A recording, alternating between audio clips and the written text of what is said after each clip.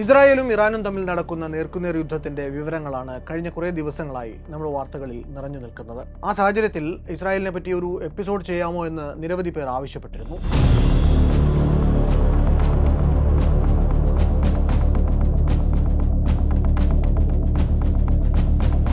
നിലവിലെ യുദ്ധം ഇസ്രായേലും ഇറാനും തമ്മിലാണ് എങ്കിലും ആ കോൺഫ്ലിക്റ്റിന്റെ അടിവേരുകൾ നീളുന്നത് 1948 ഇസ്രായേൽ എന്ന ദേശരാഷ്ട്രം രൂപീകരിക്കപ്പെട്ട സാഹചര്യത്തിലേക്കാണ്. ഇതുപോലെ സങ്കീർണമായ ചരിത്രസന്ധികൾ നമുക്ക് വേറെ പരിചയമുണ്ടാകാൻ സാധ്യത കുറവാണ്. വടക്ക് ലെബനനും വടക്ക് കിഴക്ക് സിറിയയും, കിഴക്കും തെക്ക് കിഴക്കും ജോർദാനും, പടിഞ്ഞാറ് മധ്യധരണ്യാഴിയും തെക്കു പടിഞ്ഞാറ് ഈജിപ്തും ഇന്ന് അതിർത്തികളായിട്ടുള്ള ഈ പ്രദേശം നിരന്തര സംഘർഷങ്ങളുടെ ഒരു ഭൂമിക കൂടിയാണ്. ലോകഭൂപടം നിവർത്തി വെച്ചാൽ ഈ ചെറിയൊരു ഭാഗത്തായി നമുക്ക് ഇസ്രായേൽ എന്നും പലസ്തീൻ എന്നും എഴുതി വച്ചിരിക്കുന്നത് കാണാം.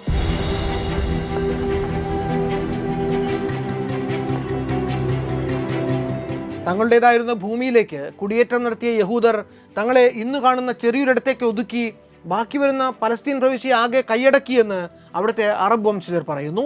എന്നാൽ ഈ പ്രദേശമാകെ തങ്ങളുടെ പൂർവികർ വസിച്ചിരുന്ന ഭൂമിയാണ് എന്നും അത് വീണ്ടെടുക്കുക മാത്രമാണ് തങ്ങൾ ചെയ്തത് എന്നും ഇന്നവിടെ അധികാരം കൈയാളുന്ന ആ പ്രദേശത്തിന്റെ ജിയോ പൊളിറ്റിക്സിനെ ആകെ നിയന്ത്രിക്കുന്ന ഇസ്രായേലിലെ യഹൂദരും ആണയിടും.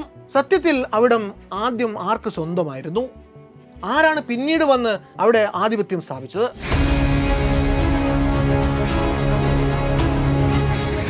ഈ ചോദ്യത്തിന്റെ ഉത്തരം കൃത്യമാവണമെന്നുണ്ടെങ്കിൽ ആദ്യം എന്ന വാക്കിന്റെ നിർവചനം ശരിയാകണം. ഈ പ്രദേശത്തിന്റെ ചരിത്രം തുടക്കം മുതൽക്ക് പറഞ്ഞു പോയാൽ മാത്രമേ അത് സാധ്യമാകൂ. അതുകൊണ്ട് നമുക്ക് ചരിത്രത്തിലൂടെ പിന്നിലേക്ക് സഞ്ചരിക്കാം. പിന്നിലേക്ക് എന്ന് പറയുമ്പോൾ കുറച്ചധികം പിന്നിലേക്ക്. ക്രിസ്തുവിനും 12,000 വർഷം മുമ്പ് തൊട്ടുള്ള കഥ പറഞ്ഞു തുടങ്ങിയാൽ മാത്രമേ നമുക്ക് മുന്നിലെ ചിത്രം വ്യക്തമാകൂ. ആ കഥ നിരന്തര ആക്രമണങ്ങളും പലായനങ്ങളും രക്തരൂഷിതമായ നരമേധങ്ങളും കൊണ്ട് ഏറെ സംഭവബഹുലമായ ഒന്നാണ്. യഹൂദ, ക്രിസ്ത്യൻ, ഇസ്ലാം മതങ്ങളുടെ ചരിത്ര സംഗമ ഭൂമികയായ ജെറുസലേമിനെയും അതിൻ്റെ പ്രാന്ത പ്രദേശങ്ങളെയും തുടർച്ചയായ സംഘർഷങ്ങളിലേക്ക് തള്ളിവിട്ട ചരിത്രപരമായ നീതിനിഷേധങ്ങളുടെയും രാഷ്ട്രീയ ഗൂഢാലോചനകളുടെയും കഥ. മതത്തിൻ്റെയും വംശീയതയുടെയും ദേശരാഷ്ട്ര അതിർത്തികളുടെയും പേരിൽ നടക്കുന്ന പോരുകൾക്കിടയിൽ ആ നാടുകളിലെ മനുഷ്യർ തലമുറകളായി അനുഭവിച്ചു പോന്നിട്ടുള്ള നിരന്തര ദുരിതങ്ങളുടെ കഥ. അത് വല്ലാത്തൊരു കഥയാണ്.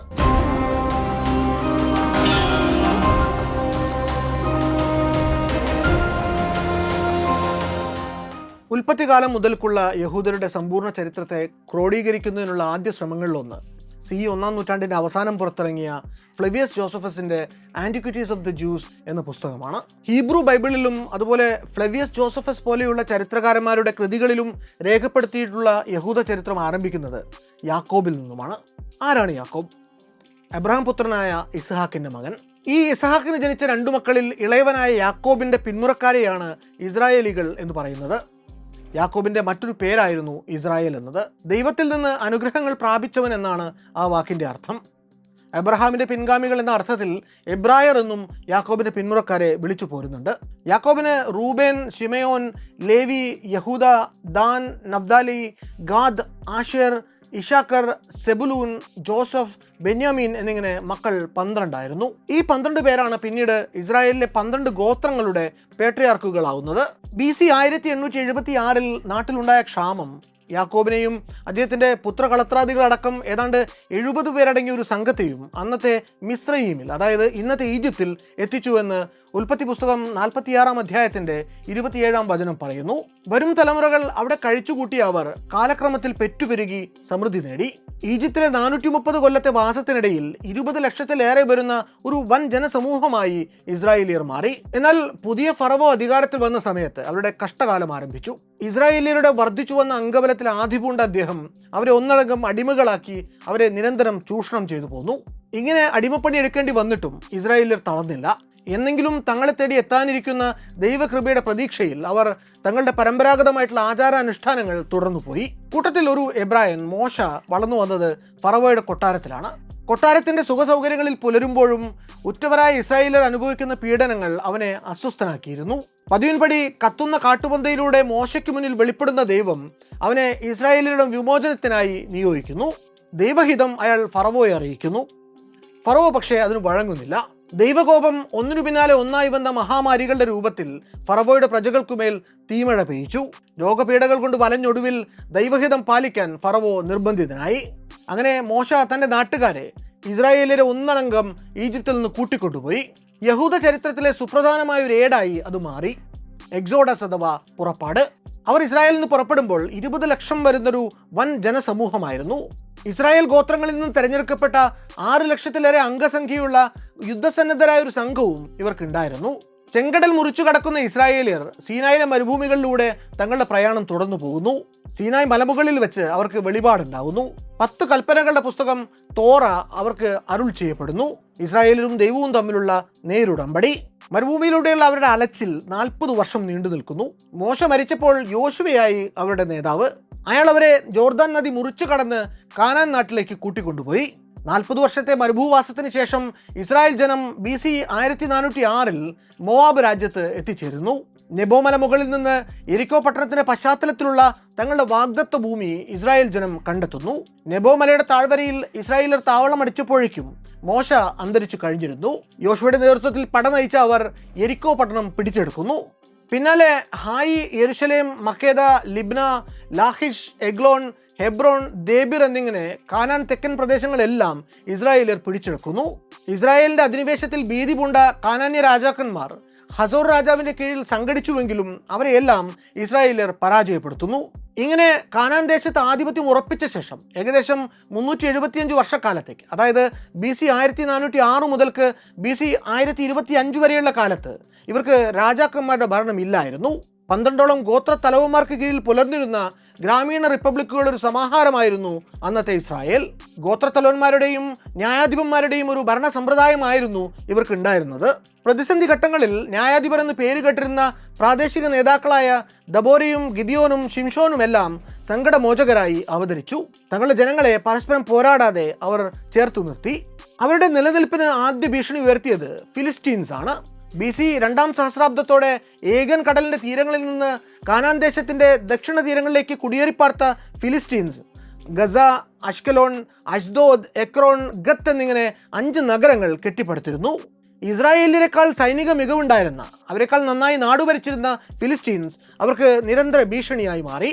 അങ്ങനെ ഈ ഫിലിസ്റ്റീൻസിൽ നിന്നും അതുപോലെ നേരത്തെ ഇസ്രായേലിയർ പരാജിതരായിട്ടുള്ള സമീപ പ്രദേശങ്ങളിലെ മറ്റ് ഗോത്രങ്ങളിൽ നിന്നുമൊക്കെ തുടർച്ചയായിട്ട് ഉയർന്ന ഭീഷണിയാണ് അതുവരെ ഗോത്രങ്ങളായി വിഘടിച്ചു മാത്രം കഴിഞ്ഞിരുന്ന ഇസ്രായേലിയരെ അവരുടെ വിയോജിപ്പുകൾ മറന്ന് ഒരൊറ്റ രാജ്യമാകാൻ പ്രേരിപ്പിച്ചത്. അങ്ങനെ ബെന്യാമിൻ ഗോത്രത്തിലെ ശൗൽ ഇസ്രായേലിന്റെ ആദ്യത്തെ രാജാവായി. നിരവധി യുദ്ധങ്ങളിൽ അയാൾ ഇസ്രായേലിനെ നയിച്ചു. എന്നാൽ നാട്ടിലെന്നും കലാപങ്ങൾ തന്നെയായിരുന്നു. ഒടുവിൽ ഒരു യുദ്ധത്തിൽ അയാളുടെ ആയുസ് അസ്തമിച്ചു. ശൗലിന്റെ മരണശേഷം രാജാവാകുന്നത് യഹൂദ ഗോത്രത്തിലെ ദാവീദാണ്. അയാൾ വീണ്ടും ഈ ഗോത്രങ്ങളെ ഒരുമിപ്പിച്ചു. ഭീഷണിയായി നിന്ന് ഫിലിസ്റ്റീൻസിനെ അടിച്ചമർത്തി. യെരുശലേമിനെ ഇസ്രായേലിന്റെ തലസ്ഥാനമാക്കി ഉയർത്തി. എന്നാൽ ദാവീദ് പുകൾപെറ്റത് വില്ലാളി വീരനായ ഒരു രാജാവായിട്ട് മാത്രമല്ല, അവരുടെ ആത്മീയ ആചാര്യനായി കൂടിയാണ്. സ്വന്തം ജനതയ്ക്ക് വേണ്ടി അദ്ദേഹം നിരവധി സങ്കീർത്തനങ്ങൾ രചിച്ചു. 40 വർഷത്തോളം ദാവീദ് രാജാവ് ഇസ്രായേലിനെ ഭരിച്ചു. ദാവീദിന്റെ കാലശേഷം പുത്രൻ ശലോമോൻ അധികാരമേറ്റെടുത്തു. അടുത്ത 4 പതിറ്റാണ്ട് കാലം നാട് ഭരിച്ച ശലോമോന്റെ ഭരണകാലം ഇസ്രായേലിന്റെ സുവർണ കാലഘട്ടം എന്നാണ് അറിയപ്പെടുന്നത്. ഏകദേശം BC 957 അടുപ്പിച്ച് പ്രസിദ്ധമായ യെരുശലേം ദേവാലയം നിർമ്മിക്കപ്പെട്ടു.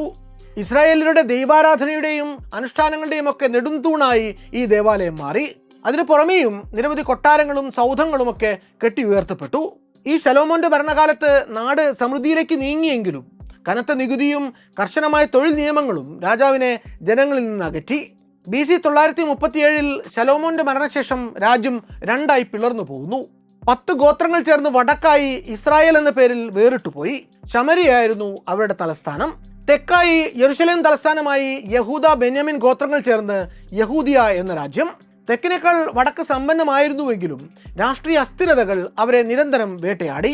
ആദ്യ രാജാവായ യെരോബയാമിനെ തുടർന്ന് 15 കൊല്ലത്തിനിടെ 18 രാജാക്കന്മാരാണ് ഇസ്രായേൽ ഭരിക്കുന്നത്.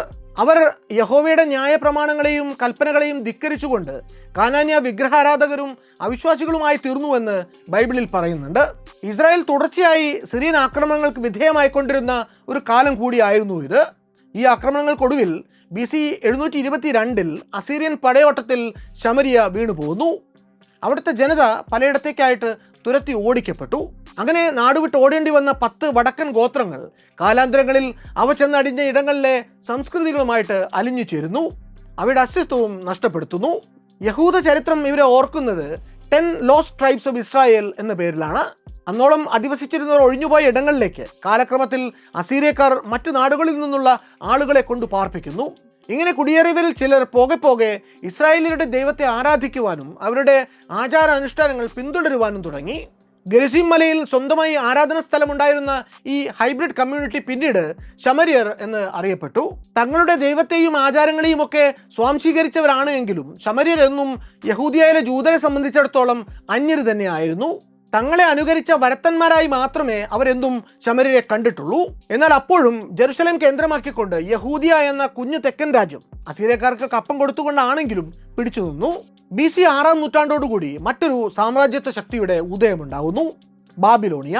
നെബൂഖദ്നേസർ എന്ന രാജാവിന്റെ കൊടിക്കീഴിൽ അത് ഈ പ്രദേശത്തെ പുതിയ പ്രതിസന്ധികളിലേക്ക് തള്ളിവിടാൻ കോപ്പുകൂട്ടി. നെബൂഖദ്നേസർ ഈജിപ്തിനെ കാർക്കമിഷ് യുദ്ധത്തിൽ പരാജയപ്പെടുത്തിയതോടെ യഹൂദിയ ബാബിലോണിന്റെ ഒരു സാമന്ത രാജ്യമായി തീർന്നു. യഹൂദിയയിലെ അന്നത്തെ രാജാവായിരുന്ന യഹോയാക്കിം ഇവർക്കും കപ്പം കൊടുത്തുകൊണ്ടിരുന്നു. പക്ഷേ കപ്പം മുടങ്ങിയപ്പോൾ ബാബിലോൺ യഹൂദിയ ആക്രമിക്കുന്നു. ആ യുദ്ധത്തിൽ യഹോയാക്കിം വധിക്കപ്പെടുന്നു.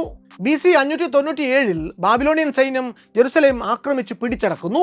ശേഷം ഉദ്യോഗസ്ഥരും കരകൗശല വിദഗ്ധരും പണ്ഡിതരുമടക്കം ആയിരക്കണക്കിന് യഹൂദ നിവാസികളെ അവർ ബാബിലോണിലേക്ക് നാടുകടത്തുന്നു. ചരിത്രപ്രസിദ്ധമായ ബാബിലോണിയൻ പ്രവാസത്തിന്റെ തുടക്കമായിരുന്നു അത്.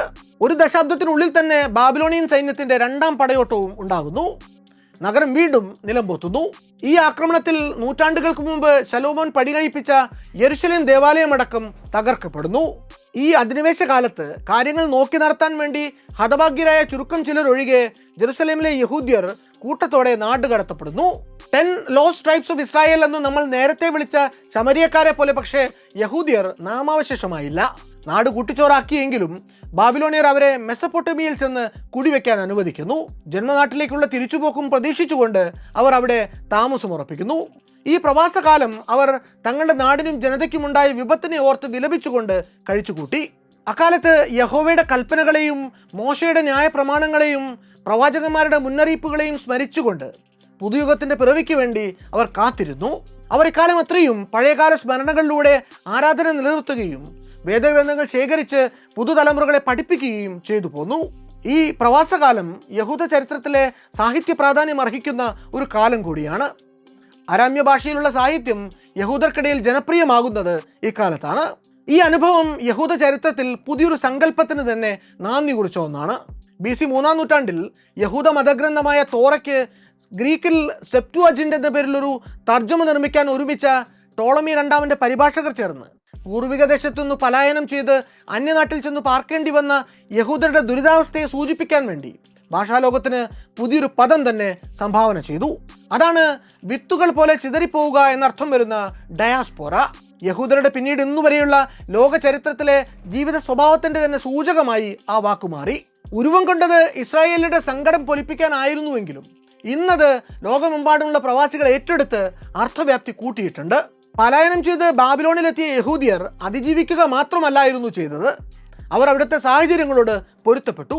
തങ്ങളുടെ വിശ്വാസങ്ങളെ സംരക്ഷിച്ച് ഓർമ്മകളെ താലോലിച്ചുകൊണ്ട് അവർ എല്ലാം പഴയപടിയാകുന്ന ആ ഒരു ദിവസത്തിനു വേണ്ടി കാത്തിരുന്നു. ബാബിലോണിലേക്കുള്ള നാടുകടത്തൽ യഹൂദിയർക്ക് വേദനാജനകമായിരുന്നുവെങ്കിലും അത് 1-2 ദശാബ്ദങ്ങൾക്കുമേൽ നീണ്ടു നിന്നില്ല. വിസ്തൃതി കൊണ്ടും സമൃദ്ധി കൊണ്ടും പ്രശസ്തി ആർജിച്ചിരുന്ന നെബൂഖദ്നേസറിന്റെ ബാബിലോൺ സാമ്രാജ്യം ദുർബലരായ അദ്ദേഹത്തിന്റെ പിൻഗാമികളുടെ കാലത്ത് തകർന്നു പോകുന്നു. BC 537 പേർഷ്യൻ ആർക്കിമിനിഡ് എംപയറിന്റെ സ്ഥാപകനായ സൈറസ് ദ ഗ്രേറ്റ് ബാബിലോണിയെ ആക്രമിച്ച് കീഴടക്കുന്നു. മുൻകാലങ്ങളിൽ വന്നുപോയ സാമ്രാജ്യത്വ സ്ഥാപകരിൽ നിന്നൊക്കെ വ്യത്യസ്തനായിരുന്നു സൈറസ്. കുറെ കൂടി സഹിഷ്ണുതയുള്ള, തച്ചുതാർക്കലിനേക്കാൾ പുനഃസ്ഥാപനത്തിൽ താല്പര്യമുള്ള ഒരു ഭരണാധികാരി. സ്വന്തം സാമ്രാജ്യത്തിലെ ഓരോ പൗരനും അവൻ്റേതായിട്ടുള്ള വിശ്വാസ പ്രമാണങ്ങളെ പിന്തുടർന്നുകൊണ്ട് ദൈവാരാധന നടത്താനുള്ള മൗലിക അവകാശമുണ്ട് എന്നായിരുന്നു സൊറാഷ്ട്രിയൻ ചിന്താഗതിക്കാരനായിരുന്ന സൈറസിന്റെ നിലപാട്. ബാബിലോൺ കീഴടക്കി അധികം വൈകാതെ തന്നെ സൈറസ് ചക്രവർത്തി ആരും പ്രതീക്ഷിക്കാതിരുന്ന ഒരു കൽപ്പന പുറപ്പെടുവിക്കുന്നു. ബാബിലോണിൽ അടിമകളായി കഴിഞ്ഞിരുന്ന യഹൂദിയർക്ക് വേണമെങ്കിൽ സ്വന്തം നാട്ടിലേക്ക് മടങ്ങിപ്പോകാം. ബാബിലോണിൽ പ്രവാസം നയിച്ചുകൊണ്ടിരുന്ന യഹൂദിയർക്ക് അത് അവർ ആറ്റുനോറ്റിരുന്ന അത്ഭുതത്തിൽ കുറഞ്ഞ് ഒന്നുമായിരുന്നില്ല.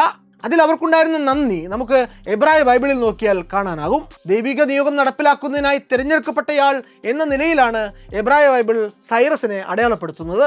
അതിൽ ഇസ്രായേലിലെ രാജാക്കന്മാർക്ക് വേണ്ടി മാത്രം ഉപയോഗിച്ചിട്ടുള്ള ലോർഡ്സ് അനോയിന്റഡ് അഥവാ ദൈവാഭിഷിക്തൻ എന്ന വിശേഷണമാണ് സൈറസിന് നൽകിയിട്ടുള്ളത്. BC 536 സെരൂബാബേലിന്റെ നേതൃത്വത്തിൽ ബാബിലോണിൽ നിന്ന് വളരെയധികം യഹൂദന്മാർ യെരുശലേമിലേക്ക് മടങ്ങിയെത്തുന്നു. ബാബിലോണിൽ നിന്നുള്ള ഈ മടങ്ങിവരവ് യഹൂദ ചരിത്രത്തിൽ തന്നെ ഒരു വഴിത്തിരിവായിട്ട് മാറുന്നു. അത് ജൂത ചരിത്രത്തിൽ രേഖപ്പെടുത്തിയത് അഭൂതപൂർവമായിട്ടുള്ള നിരവധി മാറ്റങ്ങളാണ്. ഒന്ന്, പ്രവാചകന്മാരായ ഹഗ്ഗായിയും സക്കറിയയും ഒക്കെ നേതൃത്വം കൊടുത്തുകൊണ്ട് യെരുശലേമിലെ ദേവാലയം പുതുക്കി പണിയുന്നു. രണ്ട്, യഹൂദർ അവർക്ക് നിയതമായ ഒരു മതഗ്രന്ഥമുണ്ടാക്കുന്നു. ബാബിലോണിൽ പ്രവാസത്തിലായിരുന്ന കാലത്ത് തന്നെ യഹൂദിയരുടെ ചരിത്രകാരന്മാർ അവരുടെ ആചാരങ്ങൾ സംരക്ഷിക്കുകയും അവയ്ക്ക് നിയതമായൊരു സംഹിത ഉണ്ടാക്കുകയും ഒക്കെ ചെയ്തിരുന്നു. അതിനവർ ഒരു ലിഖിത രൂപമുണ്ടാക്കി.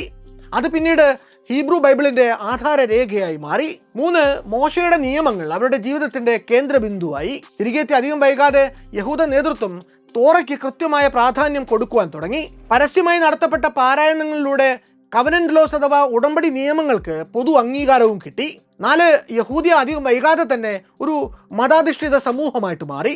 ആ മടങ്ങിവരവിലും രാജഭരണം പുനഃസ്ഥാപിക്കപ്പെട്ടിരുന്നില്ല എന്നതുകൊണ്ട് അവിടുത്തെ പുരോഹിതരും പണ്ഡിതരും ട്രൈബൽ എൽഡേഴ്സും ചേർന്നാണ് ഈ സമുദായത്തെ പിന്നീട് അങ്ങോട്ട് നയിച്ചത്. അഞ്ച്, വൈദേശിക സ്വാധീനങ്ങളെ ശക്തമായി തന്നെ അവർ എതിർത്തു തുടങ്ങി. പുരോഹിതന്മാരായ എസ്രായും നെഹമ്യായും ചേർന്ന് യഹൂദിയരുടെ ജീവിതത്തെ ഒരു ചട്ടക്കൂടിനുള്ളിലാക്കി. പുറംജാതികളുമായിട്ടുള്ള സങ്കര വിവാഹം നിരോധിച്ചുകൊണ്ട് ഉത്തരവിറങ്ങി. യഹൂദരുടെ രക്തശുദ്ധി സൂക്ഷിക്കുന്നതിനും ജൂതമതസ്വത്വം പരിപാലിക്കുന്നതിനുമായിട്ടാണ് ഇത്തരത്തിലൊരു തീരുമാനമെടുത്തത്. അതിനു പിന്നാലെ ശാബത്ത് ആചാരവും പുനഃസ്ഥാപിക്കപ്പെട്ടു.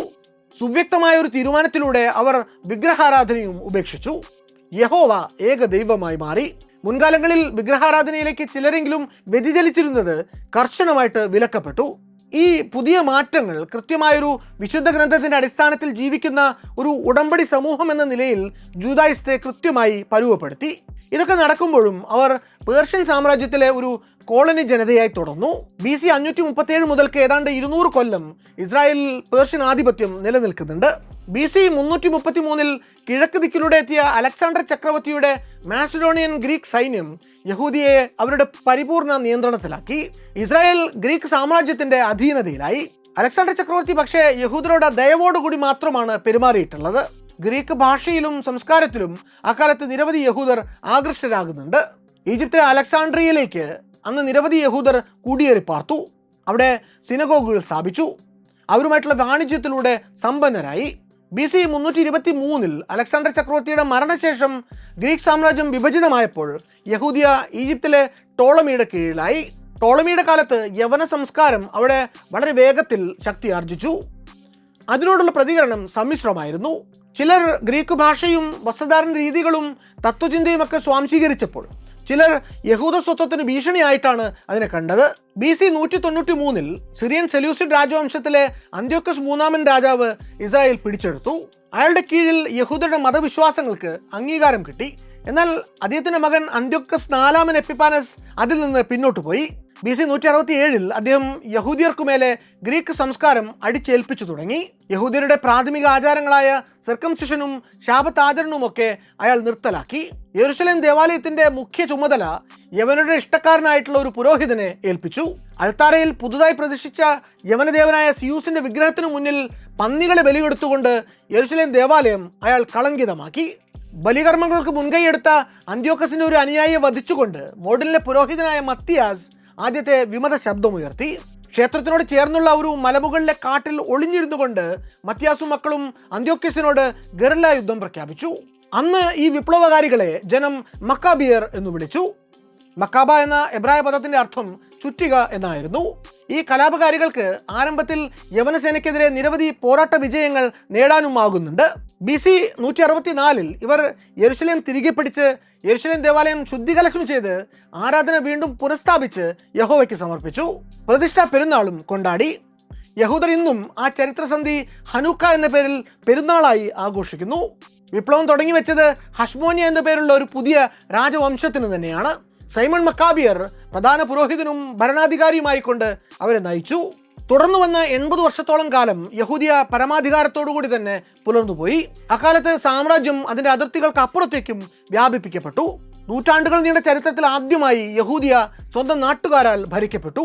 പക്ഷെ അപ്പോഴും ആഭ്യന്തര അസ്വാസ്ഥ്യങ്ങൾ യഹൂദിയെ ശ്വാസം മുട്ടിച്ചുകൊണ്ടിരുന്നു. ഈ സ്വയംഭരണത്തിന്റെ ഇടവേള അല്പായുസായിരുന്നു. അധികം വൈകാതെ തന്നെ മറ്റൊരു സാമ്രാജ്യത്തിന്റെ കണ്ണ് അതിനുമേൽ പതിഞ്ഞു. പ്രബലമായ യഹൂദരാജ്യം പിന്നീട് ആഭ്യന്തര കലഹവും ഭരണാധികാരികളുടെ കിടമത്സരങ്ങളും കൊണ്ട് ദുർബലമായപ്പോൾ ഡമാസ്കസിൽ ഭരണമുറപ്പിച്ചിരുന്ന റോമൻ സൈന്യാധിപനായിരുന്ന പോംപി BC 63 യെരുശലേം ആക്രമിച്ച് കീഴടക്കി. അതോടെ യഹൂദിയ റോമിന്റെ സാമന്ത രാജ്യമായി മാറി. റോമൻ ചക്രവർത്തി ജൂലിയസ് സീസറിന്റെ കാലത്ത് എത്യോപ്യനായിരുന്ന അന്തിപ്പാസ് ആയിരുന്നു യഹൂദിയ ഗവർണർ. BC 43 അന്തിപ്പാസ് യഹൂദരാൽ തന്നെ വധിക്കപ്പെട്ടു. BC 37 തങ്ങളോട് വിധേയത്വമുള്ള ഹെറോദോസിനെ റോമക്കാർ യഹൂദിയുടെ രാജാവായിട്ട് അവരോധിച്ചു. യഹൂദ ആചാരങ്ങളോട് സഹിഷ്ണുത പുലർത്തിയിരുന്ന, അതിനെ ആദരിച്ചു പ്രവർത്തിച്ചിരുന്ന ഹെറോദോസ് രാജാവ് മക്കാബിയ ഗോത്രത്തിൽപ്പെട്ട ഒരു സ്ത്രീയെയാണ് അന്ന് വിവാഹം ചെയ്യുന്നത്. തികഞ്ഞ ബുദ്ധിമാനും മികച്ചൊരു ഭരണാധികാരിയുമൊക്കെ ആയിരുന്നു എങ്കിലും കഠിന ഹൃദയനായിരുന്നു ഹെറോദോസ്. സ്വന്തക്കാരെ പോലും നിഷ്കരണം അരിഞ്ഞു തള്ളാൻ ഒരു മടിയുമില്ലാതിരുന്ന ഒരു പെരും ക്രൂരൻ. എന്നാൽ അസാമാന്യ പാഠവുമുള്ള ഹെറോദോസിന്റെ ഭരണകാലം യഹൂദിയയിൽ അഭിവൃദ്ധിയുടെയും ബൃഹത്തായ നിർമ്മാണങ്ങളുടെയും കാലഘട്ടമായി അടയാളപ്പെടുത്തപ്പെട്ടു. അന്ന് റോമൻ മേൽനോട്ടത്തിൽ നടന്ന പിൽക്കാലത്ത് യഹൂദരുടെ പ്രതാപത്തിന്റെ പ്രതീകമായി മാറിയ യെരുശലേം ദേവാലയത്തിന്റെ അതിവിപുലമായ നവീകരണം ഹെറോദോസിന്റെ അഭിമാനകരമായ ഒരു നേട്ടമായിരുന്നു. ഈ ഹെറോദോസ് രാജാവിന്റെ ഭരണകാലത്ത് തന്നെയാണ് യേശു ക്രിസ്തുവും ഭൂജാതനാകുന്നത്.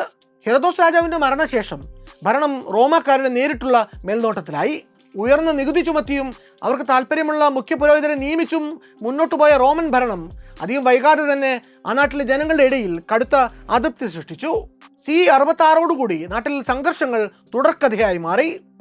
അമിത നികുതി ഭാരവും ആരാധന സ്വാതന്ത്ര്യത്തിനുമേലുള്ള തുടർച്ചയായ കൈകടത്തലും കാരണം പൊറുതിമുട്ടുന്ന യഹൂദിയർ ഒടുവിൽ ഗത്യന്തരമില്ലാതെ ഒരു വിപ്ലവത്തിന് തുടക്കമിടുന്നു. ഒരു സുപ്രഭാതത്തിൽ യഹൂദ പുരോഹിതന്മാർ യെരുശലേമിന്റെ നിയന്ത്രണം ഏറ്റെടുക്കുന്നതായി പ്രഖ്യാപിച്ചു. ആ പ്രകോപനത്തെ റോമൻ ഭരണകൂടം നേരിട്ടത് ആയുധം കൊണ്ടാണ്. CE 70 അതിഭീകരമായ ആക്രമണത്തിലൂടെ യെരുശലേമിന്റെ മതിലുകൾ തകർത്തു കയറുന്ന റോമൻ സൈന്യം സെക്കൻഡ് ടെമ്പിൾ തകർത്ത് നാമാവശേഷമാക്കി.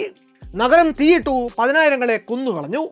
അതിലേറെ പേരെ അവർ അടിമകളാക്കി. യഹൂദിയരുടെ വിശിഷ്ടവും വിശുദ്ധമായ പൊരുളുകളെ തെരുവുകളിലൂടെ വലിച്ചിഴച്ച് അശുദ്ധപ്പെടുത്തി.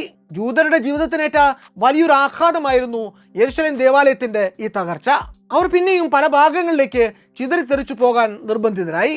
ക്ഷേത്രത്തിന് പുറത്തെ ബലിക്ക് കർശന വിലക്ക് വന്നതോടെ യഹൂദർ അത് പോകെ പോകെ പാടെ ഉപേക്ഷിച്ചു.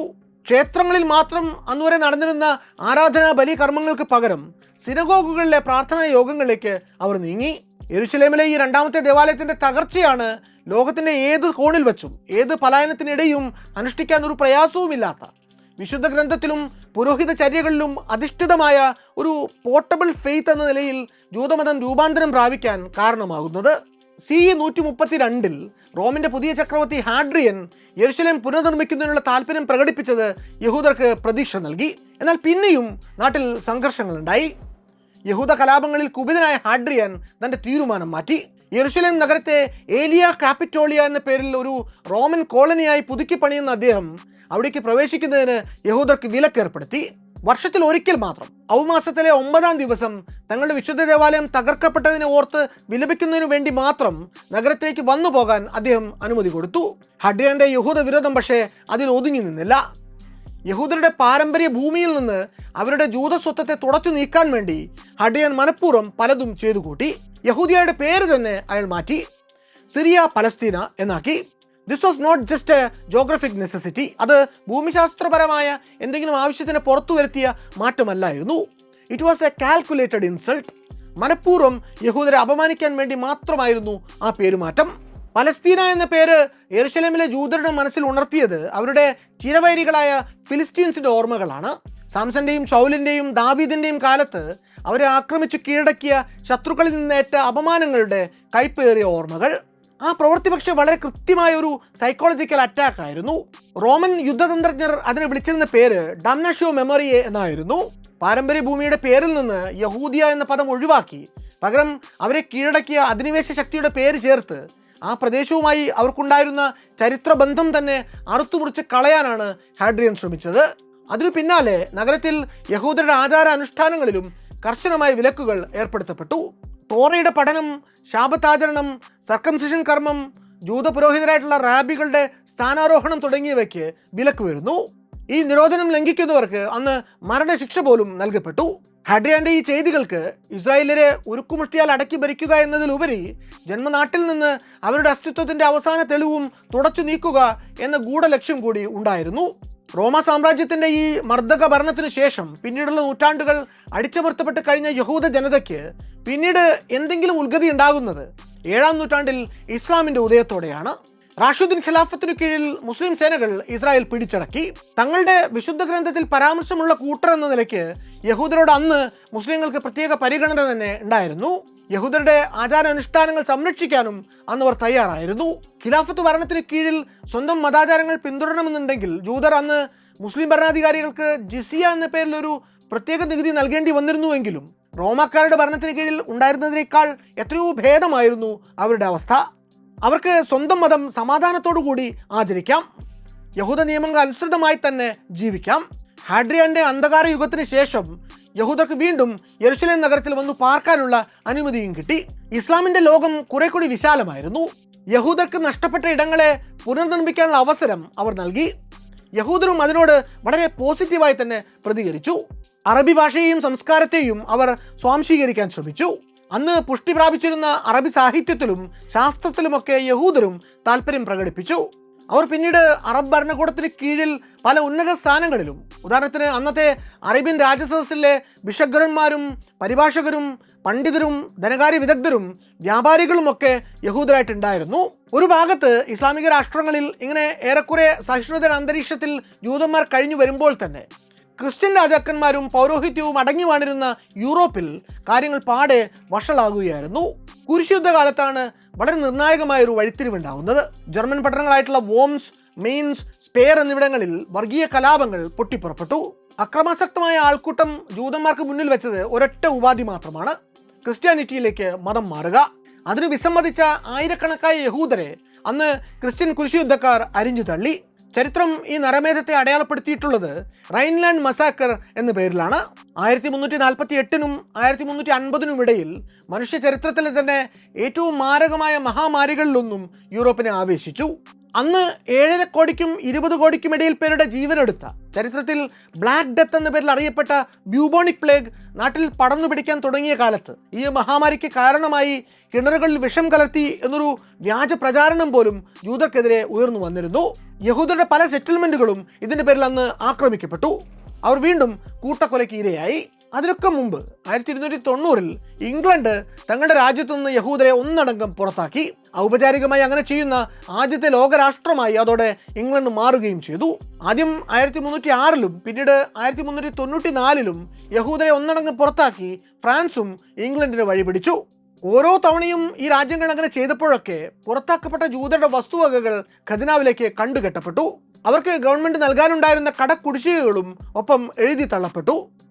ഇങ്ങനെ യഹൂദരെ പുറത്താക്കുന്ന കൂട്ടത്തിൽ ഏറ്റവും നാടകീയമായൊരു ശ്രമം ഉണ്ടാകുന്നത് 1492-ൽ സ്പെയിനിലാണ്. രാജ്യത്ത് ഇസ്ലാമിക ഭരണം അവസാനിച്ച മാസങ്ങൾക്കുള്ളിൽ കത്തോലിക്ക മൊണാർക്കുകളായ ഫെർഡിനാൻഡും ഇസബെല്ലയും അൽഹംബ്ര ഡിക്രി പുറപ്പെടുവിച്ചു. മതം മാറാൻ വിസമ്മതിക്കുന്ന എല്ലാ ജൂതന്മാരും 4 മാസത്തിനുള്ളിൽ സ്പെയിൻ വിടണമെന്ന് ആവശ്യപ്പെടുന്നതായിരുന്നു ആ ഉത്തരവ്. ആ ഡിഗ്രി നടപ്പിൽ വന്നതോടെ നൂറ്റാണ്ടുകൾക്ക് മുമ്പേ അവിടെ എത്തിപ്പെട്ട് തലമുറകളായി അവിടെ പാർത്തു പോന്നിരുന്ന 40,000-നും 1,00,000-നും ഇടയിൽ ജൂതന്മാർ നാടുകടത്തപ്പെട്ടു. കയറിച്ചെല്ലാൻ ഒരിടം കിട്ടാതെ അലഞ്ഞു തിരിഞ്ഞ അവർക്ക് അന്ന് അഭയം കൊടുക്കുന്നത് ഓട്ടോമൻ സാമ്രാജ്യമാണ്. നമ്മൾ നേരത്തെ പറഞ്ഞ തങ്ങളുടെ വിശുദ്ധ ഗ്രന്ഥത്തിൽ പരാമർശമുള്ള കൂട്ടർ എന്ന പരിഗണന വെച്ച് ഒട്ടോമൻ മുസ്ലിങ്ങൾക്ക് യഹൂദരോട് അപ്പോഴും സഹോദര തുല്യമായ സ്നേഹമുണ്ടായിരുന്നു. 19-ാം നൂറ്റാണ്ടിന്റെ പകുതി ആയപ്പോഴേക്കും ഏതാണ്ട് 10,000-ൽ പരം ജൂതന്മാർ പലസ്തീനിൽ താമസമാക്കിയിരുന്നു. അതിൽ 8,000-ത്തോളവും ജെറുസലേമിലാണ് കഴിഞ്ഞിരുന്നത്. പോളണ്ട്, ലിത്വാനിയ എന്നിവിടങ്ങളിൽ നിന്ന് കുടിയേറിപ്പാർത്ത അഭയാർത്ഥികളായിരുന്നു അവരിൽ നല്ലൊരു ഭാഗവും. ജന്മനാട്ടിൽ നിന്ന് അയച്ചു കിട്ടിയിരുന്ന നിസ്സാര തുകകൾ കൊണ്ടായിരുന്നു അവരിൽ പലരും ജീവൻ നിലനിർത്തിയിരുന്നത്. അക്കാലത്ത് ജൂതന്മാർ പലസ്തീനിലേക്ക് തിരികെ വരണമെന്ന് ശക്തിയായി വാദിച്ചുകൊണ്ടിരുന്ന മോസസ് ഹെസ് എന്നൊരു യഹൂദനുണ്ടായിരുന്നു. 1862-ൽ തൻ്റെ റോമൻ ജെറുസലേം എന്ന പുസ്തകത്തിൽ അദ്ദേഹം എഴുതിയത് Jewish nationality was inseparable from the Holy Land and the Eternal City എന്നാണ്. അതായത് ജൂതദേശീയത എന്ന വികാരത്തെ അവരുടെ വിശുദ്ധ പാരമ്പര്യ ഭൂമിയിൽ നിന്നും യെരുശലേം എന്ന അനശ്വര നഗരത്തിൽ നിന്നും വേർപെടുത്തിക്കൊണ്ട് സങ്കല്പിക്കാൻ പോലും ആവില്ല എന്ന്. Without a soil a man sinks to the status of a parasite feeding on others എന്നാണ്. മണ്ണില്ലാത്ത മനുഷ്യൻ മറ്റുള്ളവരെ ആശ്രയിച്ച് ജീവിക്കുന്ന ഒരു പരാത ജീവിയായി മാത്രം മാറുന്നു എന്ന്. 8 വർഷങ്ങൾക്ക് ശേഷം 1870 ചാൾസ് നിറ്റർ എന്നൊരു ഫ്രഞ്ച് അധ്യാപകൻ ഓട്ടോമൻ ഭരണാധികാരികളുടെ അനുമതിയോടെ മിക്വേ ഇസ്രായേൽ എന്ന പേരിൽ ഒരു കാർഷിക വിദ്യാലയം ആരംഭിക്കുന്നു. ഇസ്രായേലിന്റെ പ്രതീക്ഷ എന്നതായിരുന്നു ആ വാക്കിന്റെ അർത്ഥം. 1878 യെരുശലേമിലെ ചില ജൂതന്മാർ ചേർന്നുകൊണ്ട് പലസ്തീനിലെ ഒരു ഉൾപ്രദേശത്ത് യെരിക്കോവിന് സമീപം പുതിയൊരു യഹൂദ ഗ്രാമം തന്നെ കെട്ടിപ്പടുക്കാൻ ശ്രമിച്ചു. എന്നാൽ ഭൂമി യഹൂദരുടെ പേർക്ക് എഴുതി കൊടുക്കാൻ ഓട്ടോമൻ സുൽത്താൻ വിസമ്മതിച്ചതിനെ തുടർന്ന് അവരുടെ ആദ്യ ശ്രമം പരാജയപ്പെട്ടു. പക്ഷെ അധികം വൈകാതെ പലസ്തീന്റെ തീരപ്രദേശത്ത് ഒരു ഗ്രീക്ക് ജന്മിയിൽ നിന്ന് അവർ ഭൂമി വാങ്ങുകയും അവിടെ കെട്ടിപ്പടുത്ത യഹൂദ ഗ്രാമത്തിന് പ്രതീക്ഷയുടെ കവാടം എന്ന അർത്ഥം വരുന്ന പേട്ട ടിക്വ എന്ന് പേരിടുകയും ചെയ്തു. പക്ഷെ അവിടെ താമസമാക്കിയവർക്ക് ഒരുപാട് ബുദ്ധിമുട്ടുകൾ നേരിടേണ്ടി വന്നു. മലേറിയ, മോശമായ വിളവ്, ആഭ്യന്തര അഭിപ്രായ വ്യത്യാസങ്ങൾ തുടങ്ങിയ പ്രതികൂല ഘടകങ്ങൾ ആ സെറ്റിൽമെന്റിനെ തന്നെ നാനാവിധമാക്കി. 1882 ഗ്രാമനിവാസികൾ പലവഴി കൊഴിഞ്ഞുപോയി. അവിടെ വെറും 10 വീടുകളും 66 ജൂതന്മാരും മാത്രം അവശേഷിച്ചു. അതേ വർഷം തന്നെ കാനാൻ മലയുടെ കിഴക്കേ ചെരുവിലുള്ള അപ്പർ ഗലീലിയിൽ ഖുറാസിം പീഠഭൂമിയിൽ റോഷ്പിന എന്ന പേരിൽ മറ്റൊരു യഹൂദ ഗ്രാമം ഉയർന്നു വന്നു. അതിനു മുമ്പും ശേഷവും ജൂതർ പലസ്തീൻ പ്രവിശ്യയിൽ കെട്ടിപ്പടുക്കാൻ ശ്രമിച്ച യഹൂദ ഗ്രാമങ്ങളെപ്പോലെ തലക്കല്ല് എന്നർത്ഥം വരുന്ന റോഷ്പിന എന്ന പേരും ബൈബിളിൽ നിന്ന് തന്നെ എടുത്തതാണ്. ഒരാളെയും ആശ്രയിക്കാതെ സ്വന്തം കാലിൽ തന്നെ നിൽക്കണമെന്ന് ആഗ്രഹിച്ച സഫേദിൽ നിന്നുള്ള ഒരു കൂട്ടം ജൂതന്മാർ ചേർന്ന് 1878 ഇങ്ങനെ ഒന്നിന് തുടക്കമിടുന്നത്. തുടർച്ചയായ സാമ്പത്തിക പ്രയാസങ്ങളും അതിർത്തിയിലെ അറബ് ഗ്രാമങ്ങളിൽ നിന്നുള്ള അതിക്രമങ്ങളും കാരണം 2 വർഷങ്ങൾക്കുള്ളിൽ ഈ പരീക്ഷണവും നാമാവശേഷമാകുന്നു. 1882 ഭരണകൂടത്തിൽ നിന്നുള്ള പീഡനങ്ങളും കൊടിയ ദാരിദ്ര്യവും കാരണം നാടുവിട്ട് ഓടേണ്ടി വന്ന ഒരുപറ്റം റൊമേനിയൻ ജൂതന്മാർ റോഷ്പിനയിൽ എത്തിച്ചേരുന്നു. ബാരൻ എഡ്മണ്ട് ഡെ റോത്സ്ചൈൽഡിന്റെ സവിശേഷ താല്പര്യത്തിൽ അവിടെ അവർക്ക് വേണ്ട സൗകര്യങ്ങൾ ഒരുക്കി നൽകപ്പെടുന്നു. അവരവിടെ പുകയിലയും പട്ടുനൂൽപ്പുഴുക്കൾക്ക് വേണ്ടിയുള്ള മൾബറി ചെടികളും നട്ടുവളർത്തി. പുറത്തുനിന്ന് വന്ന ജൂതന്മാരാൽ പലസ്തീൻ പ്രവിശ്യയിൽ സ്ഥാപിക്കപ്പെട്ട ആ ഗ്രാമത്തിന് അവരിട്ടത് സിയോണിലെ ആദ്യത്തേത് എന്നർത്ഥം വരുന്ന റിഷോൺ ലെ സിയോൺ എന്ന പേരാണ്. ഇന്നത്തെ ടെൽ അവീവിന് 5 മൈൽ വടക്കായുള്ള തീരദേശ സമതല ഭൂമിയിലാണ് അന്ന് അത് സ്ഥാപിക്കപ്പെട്ടത്. റോഷ്പിനയിലെയും പെട്ടറ്റുക്വയിലെയും കേന്ദ്രങ്ങൾ സ്ഥാപിച്ചത് സഫേദിൽ നിന്നും യെരുശലേമിൽ നിന്നുള്ള തദ്ദേശീയരായിട്ടുള്ള ജൂതന്മാരായിരുന്നുവെങ്കിൽ റിഷോൺ ലെ സിയോൺ സ്ഥാപിച്ചത് റഷ്യയിൽ നിന്നെത്തിയ 10 യഹൂദർ ചേർന്നുകൊണ്ടാണ്. ആരംഭഘട്ടത്തിൽ തന്നെ അവിടെ താമസം ഉറപ്പിച്ചവർക്ക് നിരവധി വെല്ലുവിളികൾ നേരിടേണ്ടതായി വന്നു. കയ്യിൽ കരുതിയിരുന്ന കാശ് വേഗം തീർന്നു തുടങ്ങി. വെള്ളത്തിനായി ആശ്രയിച്ചുകൊണ്ടിരുന്ന ഒരുപാട് ആഴമില്ലാതിരുന്ന കിണറുകൾ വേനലായപ്പോഴേക്കും വറ്റുവാൻ തുടങ്ങി. അങ്ങനെ കാര്യങ്ങൾ ആകെ കുഴയാൻ തുടങ്ങിയതോടെ ഗ്രാമത്തിലെ യഹൂദരെ പ്രതിനിധീകരിച്ച് ഒരു സംഘം പാരീസിലേക്ക് വെച്ചുപിടിക്കുന്നു. നേരത്തെയുള്ള യഹൂദ കുടിയേറ്റങ്ങൾക്ക് വേണ്ട പിന്തുണ കൊടുത്ത ജൂതർക്കിടയിൽ ബാരൻ എന്നറിയപ്പെട്ടിരുന്ന എഡ്മണ്ട് ഡെ റോത്സ്ചൈൽഡ് പ്രഭുവിനെ കാണുക എന്നതായിരുന്നു ആ യാത്രയുടെ ലക്ഷ്യം. അവർ ഗ്രാമത്തിലെ ജനങ്ങളുടെ പ്രയാസങ്ങൾ അദ്ദേഹത്തോട് ഉണർത്തിച്ചു. മനസ്സലിഞ്ഞ പ്രഭു സഹായം വാഗ്ദാനം ചെയ്യുകയും ചെയ്തു. ഈ ജൂത കുടിയേറ്റക്കാർക്ക് വെള്ളം കിട്ടാൻ വേണ്ടി കൂടുതൽ ആഴത്തിലുള്ള കിണറുകൾ കുഴിക്കാൻ വേണ്ട പണം അദ്ദേഹം അയച്ചു കൊടുത്തു. ഒപ്പം മുന്തിരി, മൾബറി അടക്കമുള്ള കൃഷികളിൽ വേണ്ടത്ര വൈദഗ്ധ്യമുള്ള ഫാമിംഗ് എക്സ്പെർട്ടുകളെയും അദ്ദേഹം പറഞ്ഞുവിട്ടു. ചുരുങ്ങിയ വർഷങ്ങൾ കൊണ്ട് മേഖലയിലെ ഹീബ്രു വിദ്യാഭ്യാസത്തിന്റെ സ്ഥിര കേന്ദ്രങ്ങളിലൊന്നായി റോഷോൺ ലെ സിയോൺ മാറുന്നുണ്ട്. ആദ്യത്തെ ഹീബ്രു മീഡിയം കിൻഡർ ഗാർട്ടനും പലസ്തീനിൽ ഒരു എലിമെന്ററി സ്കൂളും അവർ സ്ഥാപിക്കുന്നു. യഹൂദരുടെ സയനിസ്റ്റ് സ്വപ്നങ്ങളുടെ പ്രതീക്ഷകൾ അപ്പോഴും കേന്ദ്രീകരിച്ചു നിന്നത് കാർഷിക വൃത്തിയെ ചുറ്റിപ്പറ്റിയാണ്. പൊന്നും വില കൊടുത്തു വാങ്ങി ഉഴുതുമറിച്ച് 100 മേനി വിളയിച്ചാൽ തങ്ങൾക്ക് കൈവിട്ടുപോയ ഭൂമിയെ ലോകത്തിനു മുന്നിൽ തിരിച്ചുപിടിക്കാനാകുമെന്ന് അവർ ധരിച്ചു. അതോടെ ആ ഭൂമിയുടെ അവകാശികളായി ലോകം അംഗീകരിക്കുമെന്നും അവർ കരുതി. 19ാം നൂറ്റാണ്ടിന്റെ അവസാനത്തോടെ പലസ്തീനിലെ യഹൂദ ഇടപെടലുകൾ അതിന്റെ പരമകാഷ്ഠയിലേക്കെത്തി. ഹദേര, റഹോവത്ത് തുടങ്ങിയ സ്ഥലങ്ങളിൽ പുതിയ യഹൂദ സെറ്റിൽമെന്റുകൾ ഉയർന്നു വന്നു. യെരുശലേം പട്ടണത്തിലും കുടിയേറ്റത്തിലൂടെ ജൂതരുടെ ജനസംഖ്യ അനുദിനം വർദ്ധിച്ചു വന്നു. 1864 1889 ഇടയിൽ ജെറുസലേമിലെ ജൂത ജനസംഖ്യ 3 ഇരട്ടി, അതായത് 4 ലക്ഷത്തോളമായി ഉയരുന്നു. അന്ന് ജെറുസലേമിൽ താമസം ഉണ്ടായിരുന്നത് ഏതാണ്ട് 14,000 അറബ് വംശജർ മാത്രമാണ് എന്ന് ഓർക്കുക. ചുരുക്കത്തിൽ ജൂതരുടെ ഈ അഭൂതപൂർവമായിട്ടുള്ള കുടിയേറ്റം ജെറുസലേമിന്റെ ഡെമോഗ്രാഫിക് ഡിസ്ട്രിബ്യൂഷനെ പോലും അട്ടിമറിക്കുന്ന ഒന്നായിരുന്നു. 19ാം നൂറ്റാണ്ട് അതിന്റെ ചരമസീമയിലേക്ക് അടുക്കവേ ഉയർന്നു വന്ന ഡ്രൈഫസ് കേസ് ഫ്രാൻസിലെ യഹൂദ ചരിത്രത്തിന്റെ നിർണായക അധ്യായങ്ങളിലൊന്നായി മാറുന്നുണ്ട്. ഫ്രഞ്ച് പട്ടാളത്തിലെ ഉദ്യോഗസ്ഥനായിരുന്ന ആൽഫ്രഡ് ഡ്രൈഫസ് എന്ന ജൂതനുമേൽ ഒരു വ്യാജ രാജ്യദ്രോഹ കുറ്റം ആരോപിക്കപ്പെടുന്നു. യഹൂദ വിരോധം കൊണ്ട് കണ്ണു കാണാതിരുന്ന കോടതി അയാളെ വിചാരണ എന്ന പ്രഹസനത്തിന് ശേഷം ശിക്ഷയ്ക്ക് വിധിക്കുകയും ചെയ്യുന്നു. ഈ ആൽഫ്രഡ് ഡ്രൈഫസ് പിന്നീട് കുറ്റവിമോചിതനായി എങ്കിലും ഒരു ജൂതവംശജൻ ഇങ്ങനെ ചെയ്യാത്ത കുറ്റത്തിൻ്റെ പേരിൽ പ്രോസിക്യൂട്ട് ചെയ്യപ്പെട്ട സാഹചര്യം യൂറോപ്പിൽ ആകമാനം കടുത്ത ഭീതി പടർത്തി. അത്രയും കാലം ഇഴുകിച്ചേരാൻ ശ്രമിച്ചുകൊണ്ടിരുന്ന സമൂഹങ്ങളിൽ തങ്ങൾക്ക് യഥാർത്ഥത്തിൽ കൽപ്പിച്ചു വച്ചിട്ടുള്ള സ്ഥാനത്തെക്കുറിച്ച് ജൂതർ ആശങ്കാകുലരായി. ഈ കേസുണ്ടാക്കിയ കോളിളക്കങ്ങൾക്കൊടുവിൽ യഹൂദർക്ക് മുന്നിൽ 3 സാധ്യതകളാണ് ഉണ്ടായിരുന്നത്. ഒരു കൂട്ടർ കരുതിയത് ഈ വേട്ടയാടൽ ശ്രമങ്ങളെ കണ്ടില്ലെന്ന് നടിച്ചും അതാത് നാടുകളിലെ സമൂഹങ്ങളോട് ഇഴകിച്ചേരാനുള്ള പരിശ്രമങ്ങൾ തുടർന്നും പോകാമെന്നാണ്. യഹൂദ സമൂഹത്തിന് നീതി കിട്ടണമെങ്കിൽ വിപ്ലവത്തിന്റെ പാത പിടിച്ചേ മതിയാകൂ എന്ന് മറ്റു ചിലർക്ക് തോന്നി. എന്നാൽ മൂന്നാമത്തെ സാധ്യത, ലോകമെമ്പാടുമായി ചിതറിത്തെറിച്ചു പോയ യഹൂദ ഡയസ്പോറയ്ക്ക് മടങ്ങിച്ചെല്ലാൻ, ഒരു ശക്തിയാലും അടിച്ചമർത്തപ്പെടും, അടിമകളാക്കപ്പെടും എന്ന ഭീതി കൂടാതെ ജീവിക്കാൻ പറ്റുമെന്നുറപ്പുള്ള കൃത്യമായി നിർവചിക്കപ്പെട്ട ഒരു സ്വതന്ത്ര പരമാധികാര ഭരണഘടന നിലവിലുള്ള തങ്ങളുടേതായിട്ടുള്ളൊരു ഹോംലാൻഡ് വേണം എന്നതായിരുന്നു. അതുമാത്രമേ ഉള്ളൂ നിലവിൽ തങ്ങൾ നേരിടുന്ന പ്രശ്നങ്ങൾക്കുള്ള ശാശ്വത പരിഹാരമെന്ന് ജൂതരിൽ നല്ലൊരു വിഭാഗവും കരുതാൻ തുടങ്ങി. നമ്മൾ നേരത്തെ പറഞ്ഞ ജൂതവേട്ടയാടൽ വല്ലാതെ ബാധിച്ച, മനസ്സിനെ പിടിച്ചുലച്ച് കളഞ്ഞ ഒരാൾ അങ്ങ് പാരീസിലും ഉണ്ടായിരുന്നു. തിയോഡർ ഹെർസൽ എന്ന ഹംഗേറിയൻ ജൂയിഷ് ജേർണലിസ്റ്റ്. ഡ്രൈഫസ് കേസുമായി ബന്ധപ്പെട്ട് പാരീസിലെ തെരുവുകളിൽ ഉയർന്നു വന്ന ആന്റിസെമിറ്റിക് വികാരം ഒരു താൽക്കാലിക പ്രതിഭാസമല്ല, അതാണ് യാഥാർത്ഥ്യം. അത് ഭാവിയിൽ കൂടുതൽ വിഷം ചീറ്റിക്കൊണ്ട് ജൂതർക്കെതിരെ പത്തി വിടർത്തി ആടുമെന്ന് അദ്ദേഹത്തിന് തോന്നി. ഇനി എത്ര സീംലെസ് ആയി ജൂതർ സമൂഹത്തിലെ മറ്റുള്ളവരുമായി ഇഴുകിച്ചേർന്ന് ജീവിക്കാൻ ശ്രമിച്ചു എന്ന് പറഞ്ഞാലും സമൂഹത്തിലെ ജൂതവിരുദ്ധത എപ്പോഴെങ്കിലുമൊക്കെ ചുരമാന്തി പുറത്തു വരും. അതിന്റെ പിടിയിൽ നിന്ന് ഇതുപോലെ വിദേശ സെറ്റിൽമെന്റുകളിൽ നിന്നുകൊണ്ട് ഒരിക്കലും ജൂതർക്ക് രക്ഷപ്പെടാൻ ആവുകയില്ല. ഇങ്ങനെ ലോകമെമ്പാടുമുള്ള യഹൂദർ നേരിടുന്ന അസ്തിത്വ പ്രതിസന്ധികൾക്കും വേട്ടയാടലുകൾക്കുമൊക്കെ ഹെർസൽ വളരെ റാഡിക്കലായിട്ടുള്ള ഒരു ശാശ്വത പരിഹാരം തന്നെ നിർദ്ദേശിക്കുന്നു. യഹൂദരുടെ ചരിത്ര വേരുകൾ നീളുന്ന പലസ്തീനിൽ ഒരു ജൂതരാജ്യം സ്ഥാപിക്കണം. ഈ ആവശ്യവുമായി ഹെർസൽ ലോകത്തിലെ അന്നത്തെ പ്രധാന ശക്തി കേന്ദ്രങ്ങളെയെല്ലാം സമീപിക്കുന്നു. ഒട്ടോമൻ സുൽത്താന് അയാൾ നിവേദനം കൊടുക്കുന്നു. ജർമ്മൻ കൈസറെ നേരിട്ട് നിന്ന് കാണുന്നു. പടിഞ്ഞാറൻ യഹൂദ നേതാക്കളെയും അദ്ദേഹം നേരിൽ തന്നെ കണ്ട് കാര്യങ്ങൾ ബോധ്യപ്പെടുത്താൻ ശ്രമിക്കുന്നുണ്ട്. എന്നാൽ ഭൂരിഭാഗം പേരും ഹെർസലിന്റെ ആശയങ്ങളെ ഭ്രാന്തെന്ന് പുച്ഛിച്ച് തള്ളിയപ്പോൾ അദ്ദേഹത്തെ പിന്തുണയ്ക്കാനും ഒരാൾ മുന്നോട്ട് വന്നു. പേര് മാർക്സ് നോർദാവു. ഹെർസലിനെ പോലെ ഒരു ഹംഗേറിയൻ യഹൂദ ബുദ്ധിജീവി ആയിരുന്നു നോർദാവും. അദ്ദേഹം അന്ന് ഹെർസലിനോട് പറയുന്നത്, നിങ്ങൾക്ക് ഭ്രാന്താണ് എങ്കിൽ നമുക്ക് രണ്ടിനും ഒരുപോലെ ഭ്രാന്താണ്, നിങ്ങളോടൊപ്പം എന്തിനും ഏതിനും ഞാനും ഉണ്ടാകുമെന്ന് ഉറപ്പിക്കാം എന്നാണ്. 1896 ഹെർസലിൽ നിന്നുള്ള ആദ്യത്തെ സുചിന്തിതമായിട്ടുള്ള പ്രവൃത്തി ഉണ്ടാകുന്നു. വേൾഡ് സയനിസ്റ്റ് ഓർഗനൈസേഷൻ എന്ന പേരിൽ അദ്ദേഹം ഒരു പുതിയ സംഘടന ആരംഭിക്കുന്നു. യഹൂദ മതവിശ്വാസത്തെ ജെറുസലേം എന്ന അവരുടെ പുണ്യഭൂമിയായിട്ട് ബന്ധിപ്പിക്കുന്ന, അവിടെ കേന്ദ്രീകരിച്ച ഒരു ജൂതരാഷ്ട്രം കെട്ടിപ്പടുക്കാൻ ആഹ്വാനം ചെയ്യുന്ന ഒന്നായിരുന്നു സയണിസം. അതിന്റെ ബാനറിൽ ദ ജൂയിഷ് സ്റ്റേറ്റ് എന്ന പേരിൽ ഒരു പുസ്തകവും അയാൾ അച്ചടിച്ചിറക്കുന്നു.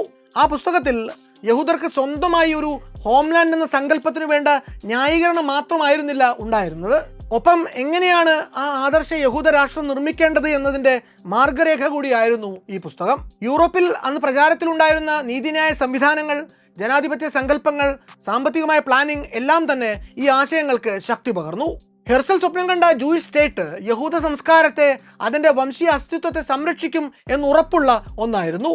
അതേസമയം അവിടെ ശാസ്ത്രീയവും രാഷ്ട്രീയവുമായിട്ടുള്ള പുരോഗതിയും ഉണ്ടാകുമെന്നും അദ്ദേഹം മനസ്സിൽ ഉറപ്പിച്ചു നിർത്തി. ജൂതന്മാർക്ക് കാലുറപ്പിച്ചു നിർത്താൻ സ്വന്തമായൊരു ഹോംലാൻഡ് ഉണ്ടെങ്കിൽ പിന്നെ ഒരിക്കലും ഈ ചിതറിപ്പോകൽ അവരുടെ ഭാവിക്ക് വെല്ലുവിളിയാകില്ല എന്നാണ് ഹെർസൽ വിശ്വസിച്ചത്. ഡയസ്പോറ ഇനി ഒരിക്കൽ കൂടി സംഭവിച്ചുകൂടാ. അങ്ങനെ സംഭവിക്കണമെങ്കിൽ അത് മറ്റെല്ലാ സംസ്കാരങ്ങളുടെയും പതനത്തിന് ശേഷമേ ആകാവൂ എന്നും അന്ന് അദ്ദേഹം എഴുതി. ആദ്യത്തെ സയനിസ്റ്റ് കോൺഗ്രസ് ബാസിലാണ് സംഘടിപ്പിക്കപ്പെട്ടത്. ഈ കന്നി സയനിസ്റ്റ് കോൺഗ്രസിൽ വെച്ച് ഹെർസലും നോഡോവും ചേർന്ന് ബേസിൽ പ്രോഗ്രാം എന്ന പേരിൽ സയനിസം എന്ന പദ്ധതിയുടെ പ്രവർത്തന ലക്ഷ്യം വിശദീകരിക്കുന്ന ഒരു ഫൗണ്ടേഷണൽ സ്റ്റേറ്റ്മെന്റ് പുറത്തിറക്കി. To secure for the Jewish people in Palestine a publicly recognised legally secured homeland. അതായത് പലസ്തീനിൽ ജൂതർക്ക് വേണ്ടി പൊതുമണ്ഡലത്തിൽ അംഗീകാരമുള്ള നിയമപരിരക്ഷയോടുകൂടിയ ഒരു ഹോംലാൻഡ് സ്ഥാപിക്കുക. 4 പ്രധാന ലക്ഷ്യങ്ങളാണ് കോൺഗ്രസ് അവതരിപ്പിച്ചത്. 1. തൊഴിലുമായി ബന്ധപ്പെടുത്തിക്കൊണ്ട് പലസ്തീൻ്റെ മണ്ണിൽ പരമാവധി ജൂത കുടിയേറ്റങ്ങൾ പ്രോത്സാഹിപ്പിക്കുക. 2. ഓരോ നാടുകളിലെയും പ്രാദേശിക നിയമങ്ങൾക്ക് അനുസൃതമായി അവിടങ്ങളിൽ സയനിസ്റ്റ് ഗ്രൂപ്പുകൾ തുടങ്ങുക. 3. ജൂത ദേശീയത വികാരത്തിന് പരമാവധി കാറ്റുപകരുക. 4.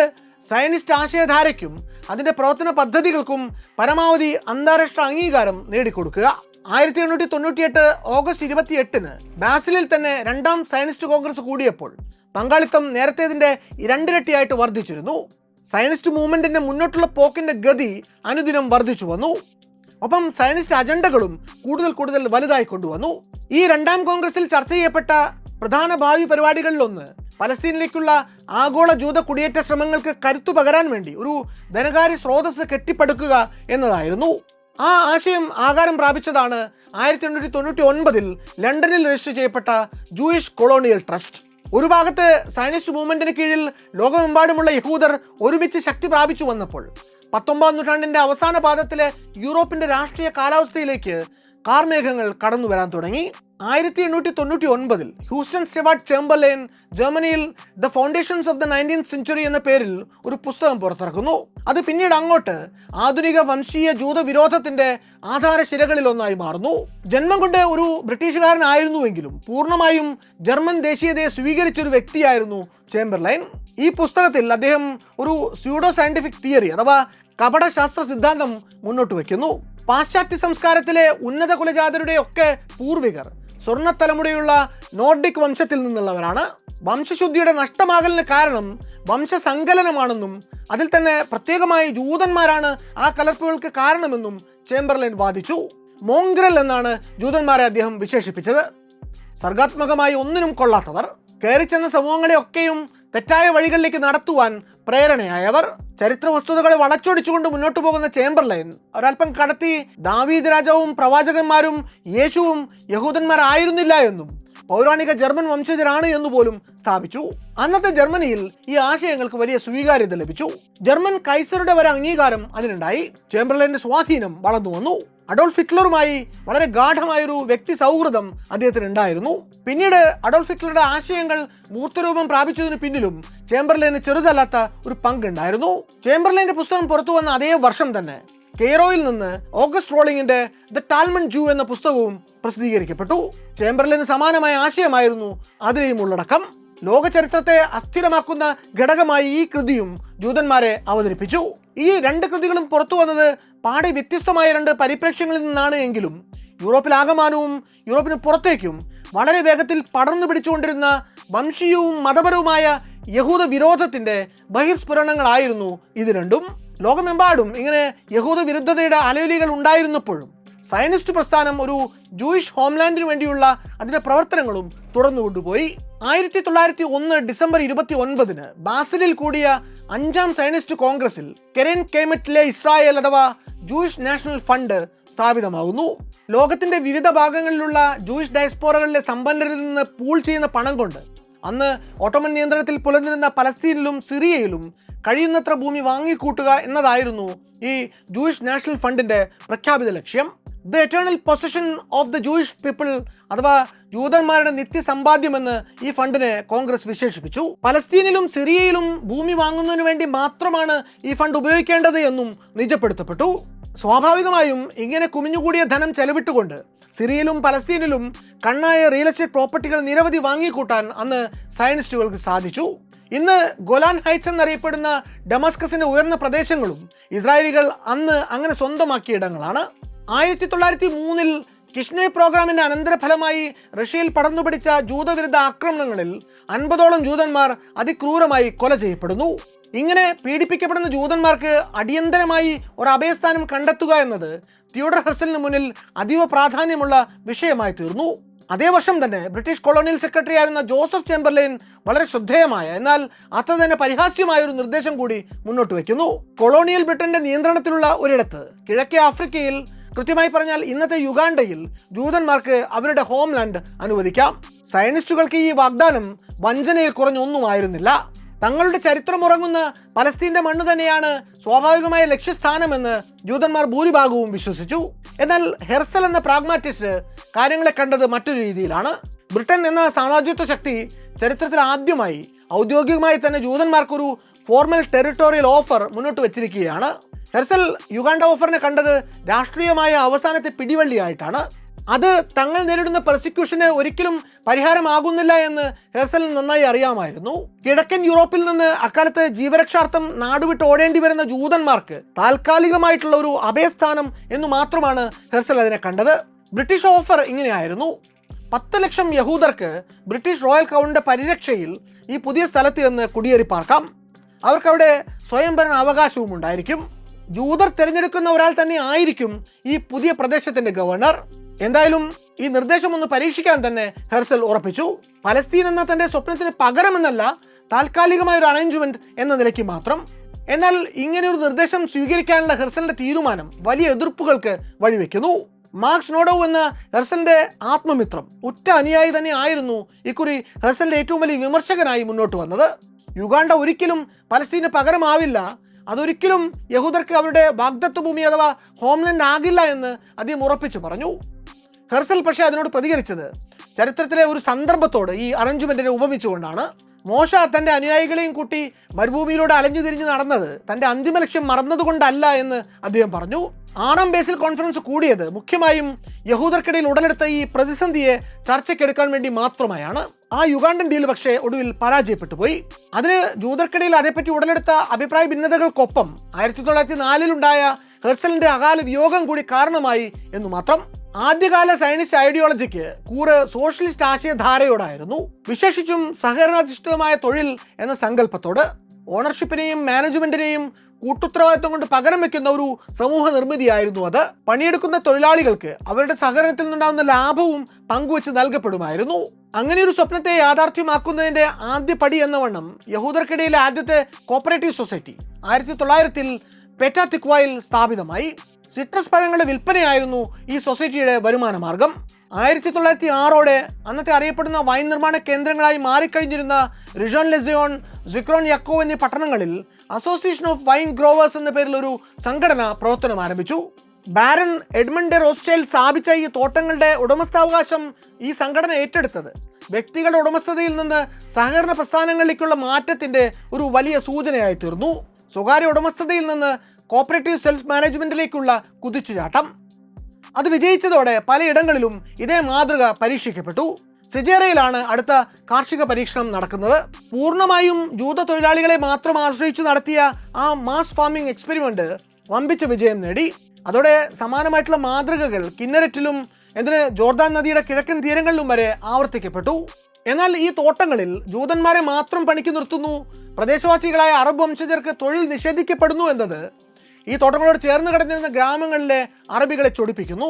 1909 പെസഹായുടെ സമയത്ത് ഈ അസ്വസ്ഥതകൾ മൂർച്ഛിച്ച് അക്രമത്തിലേക്ക് എത്തുകയും പ്രദേശത്തെ ചില അറബ് ഫ്രഞ്ച് ഗ്രൂപ്പുകളുടെ സംഘടിത ആക്രമണങ്ങളിൽ നിരവധി യഹൂദ കർഷകർ കൊല്ലപ്പെടുകയും ചെയ്യുന്ന സ്ഥിതി സംജാതമായി. അതേ വർഷമാണ് പലസ്തീനിലെ യഹൂദർ പിൽക്കാലത്ത് ഇസ്രായേൽ എന്ന രാജ്യത്തിന്റെ തലസ്ഥാനമായി മാറിയ ടെൽ അവീവ് പട്ടണവും സ്ഥാപിക്കുന്നത്.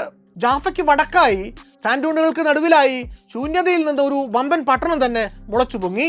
ടെൽ അവീവ് എന്ന വാക്കിന് എബ്രായ ഭാഷയിൽ വസന്തത്തിന്റെ കുന്ന് എന്നാണ് അർത്ഥം. പൂർണ്ണമായും ജൂതന്മാരുടെ നഗരം എന്ന നിലയിലാണ് അന്ന് ടെൽ അവീവ് വിഭാവനം ചെയ്യപ്പെടുന്നത്. അത് യഹൂദരുടേതായ ഒരു ഫിസിക്കൽ സ്പേസ് മാത്രമല്ല ഓഫർ ചെയ്യുന്നത്, ഒപ്പം സോഷ്യൽ ഇൻഡിപെൻഡൻസ് കൂടിയായിരുന്നു. ടെൽ അവീവ് വരുന്നതിന് മുമ്പ് പലസ്തീന്റെ മണ്ണിലേക്ക് കുടിയേറിക്കൊണ്ടിരുന്ന ജൂതർ തിങ്ങി പാർത്തിരുന്നത് ജാഫയിലാണ്. കുടിയേറ്റങ്ങൾ തുടർക്കഥയായതോടെ ജാഫയിലെ ജനസംഖ്യ ചുരുങ്ങിയ കാലം കൊണ്ട് തന്നെ ക്രമാതീതമായി വർദ്ധിച്ചിരുന്നു. 1000-ൽ നിന്ന് അത് 8000-ലേക്ക് ഉയർന്നിട്ടുണ്ടായിരുന്നു. ആകെ ആളെ മുട്ടി നടക്കാൻ വയ്യാത്ത അവസ്ഥ. ഈ ആൾത്തിരക്കിനൊരു പരിഹാരം എന്ന മട്ടിൽ കൂടിയാണ് അന്ന് ജൂതർ മരുഭൂമി നടുവിൽ ഒരു പുതിയ നഗരം വാർത്തെടുക്കുന്നത്. നിലവിലെ ഒരു കൊളോണിയൽ സെറ്റപ്പിനെയും ആശ്രയിക്കാതെ തന്നെ നിലനിൽക്കാൻ സാധിക്കുന്ന ഒരു പുതുപുത്തൻ urban മോഡലായിരുന്നു Tel Aviv.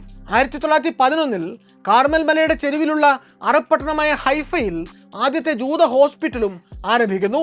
Doctor Elias ഓയർബാക്ക് ആണ് ഈ പദ്ധതിക്ക് നേതൃത്വം കൊടുക്കുന്നത്. നാസി ജർമ്മനിയിൽ നിന്നുള്ള അഭയാർത്ഥികളെ സ്വീകരിക്കുന്നതിന് വേണ്ടി 2 ദശാബ്ദങ്ങൾക്ക് ശേഷം രൂപീകരിക്കപ്പെട്ട ഓർഗനൈസേഷൻ ഓഫ് ജർമ്മൻ ഇമിഗ്രൻസിന്റെ സ്ഥാപകരിൽ ഒരാളും ഇദ്ദേഹമായിരുന്നു. 1914 പലസ്തീനിൽ ജൂതന്മാരുടെ എണ്ണം ഗണ്യമായി ഉയർന്നു. അവിടെ താമസിച്ചിരുന്ന 90,000-ഓളം ജൂതന്മാരിൽ 75,000 ആളുകൾ കുടിയേറ്റക്കാരായിരുന്നു. 20-ാം നൂറ്റാണ്ടിന്റെ ആദ്യ ദശാബ്ദങ്ങൾ ലോക സാമ്രാജ്യത്വ ശക്തികൾക്കിടയിലെ കിടമത്സരങ്ങൾ യുദ്ധസമാനമായ സാഹചര്യത്തിലേക്ക് കാര്യങ്ങളെ കൊണ്ടുചെന്നെത്തിച്ച കാലം കൂടിയാണ്. ഒരു വശത്ത് ബ്രിട്ടീഷ്, ഫ്രഞ്ച്, റഷ്യൻ കൊളോണിയൽ ശക്തികൾ നിന്നപ്പോൾ അവരെ കട്ടക്ക് എതിർത്തുകൊണ്ട് ഒട്ടോമൻ സാമ്രാജ്യവും മറുവശത്തുണ്ടായിരുന്നു. 1914 യൂറോപ്പ് യുദ്ധത്തിലേക്ക് കടന്നപ്പോൾ ഒട്ടോമൻ സാമ്രാജ്യത്വം പലസ്തീനിലേക്കുള്ള ജൂത കുടിയേറ്റത്തിന് ഒട്ടനവധി വിലക്കുകൾ ഏർപ്പെടുത്തി. തുർക്കി കേന്ദ്രീയ ശക്തികളുടെ ഭാഗമായതോടെ ജൂത സമൂഹം വീണ്ടും സംശയനിഴലിലായി. ഒട്ടോമൻ സാമ്രാജ്യം നിരന്തരം യുദ്ധത്തിലായിരുന്ന റഷ്യയിൽ നിന്ന് സമീപകാലത്തു മാത്രം കുടിയേറിയവരായിരുന്നു അവിടുത്തെ ജൂതന്മാരിൽ ഏറിയ പങ്കും എന്നതായിരുന്നു ഈ സംശയത്തിന് കാരണം. അക്കാലത്ത് നിരവധി ജൂതന്മാർ നാടുകടത്തപ്പെടുന്നു, മറ്റു ചിലർ നിർബന്ധിത തൊഴിലിലേക്ക് മാറ്റപ്പെടുന്നു.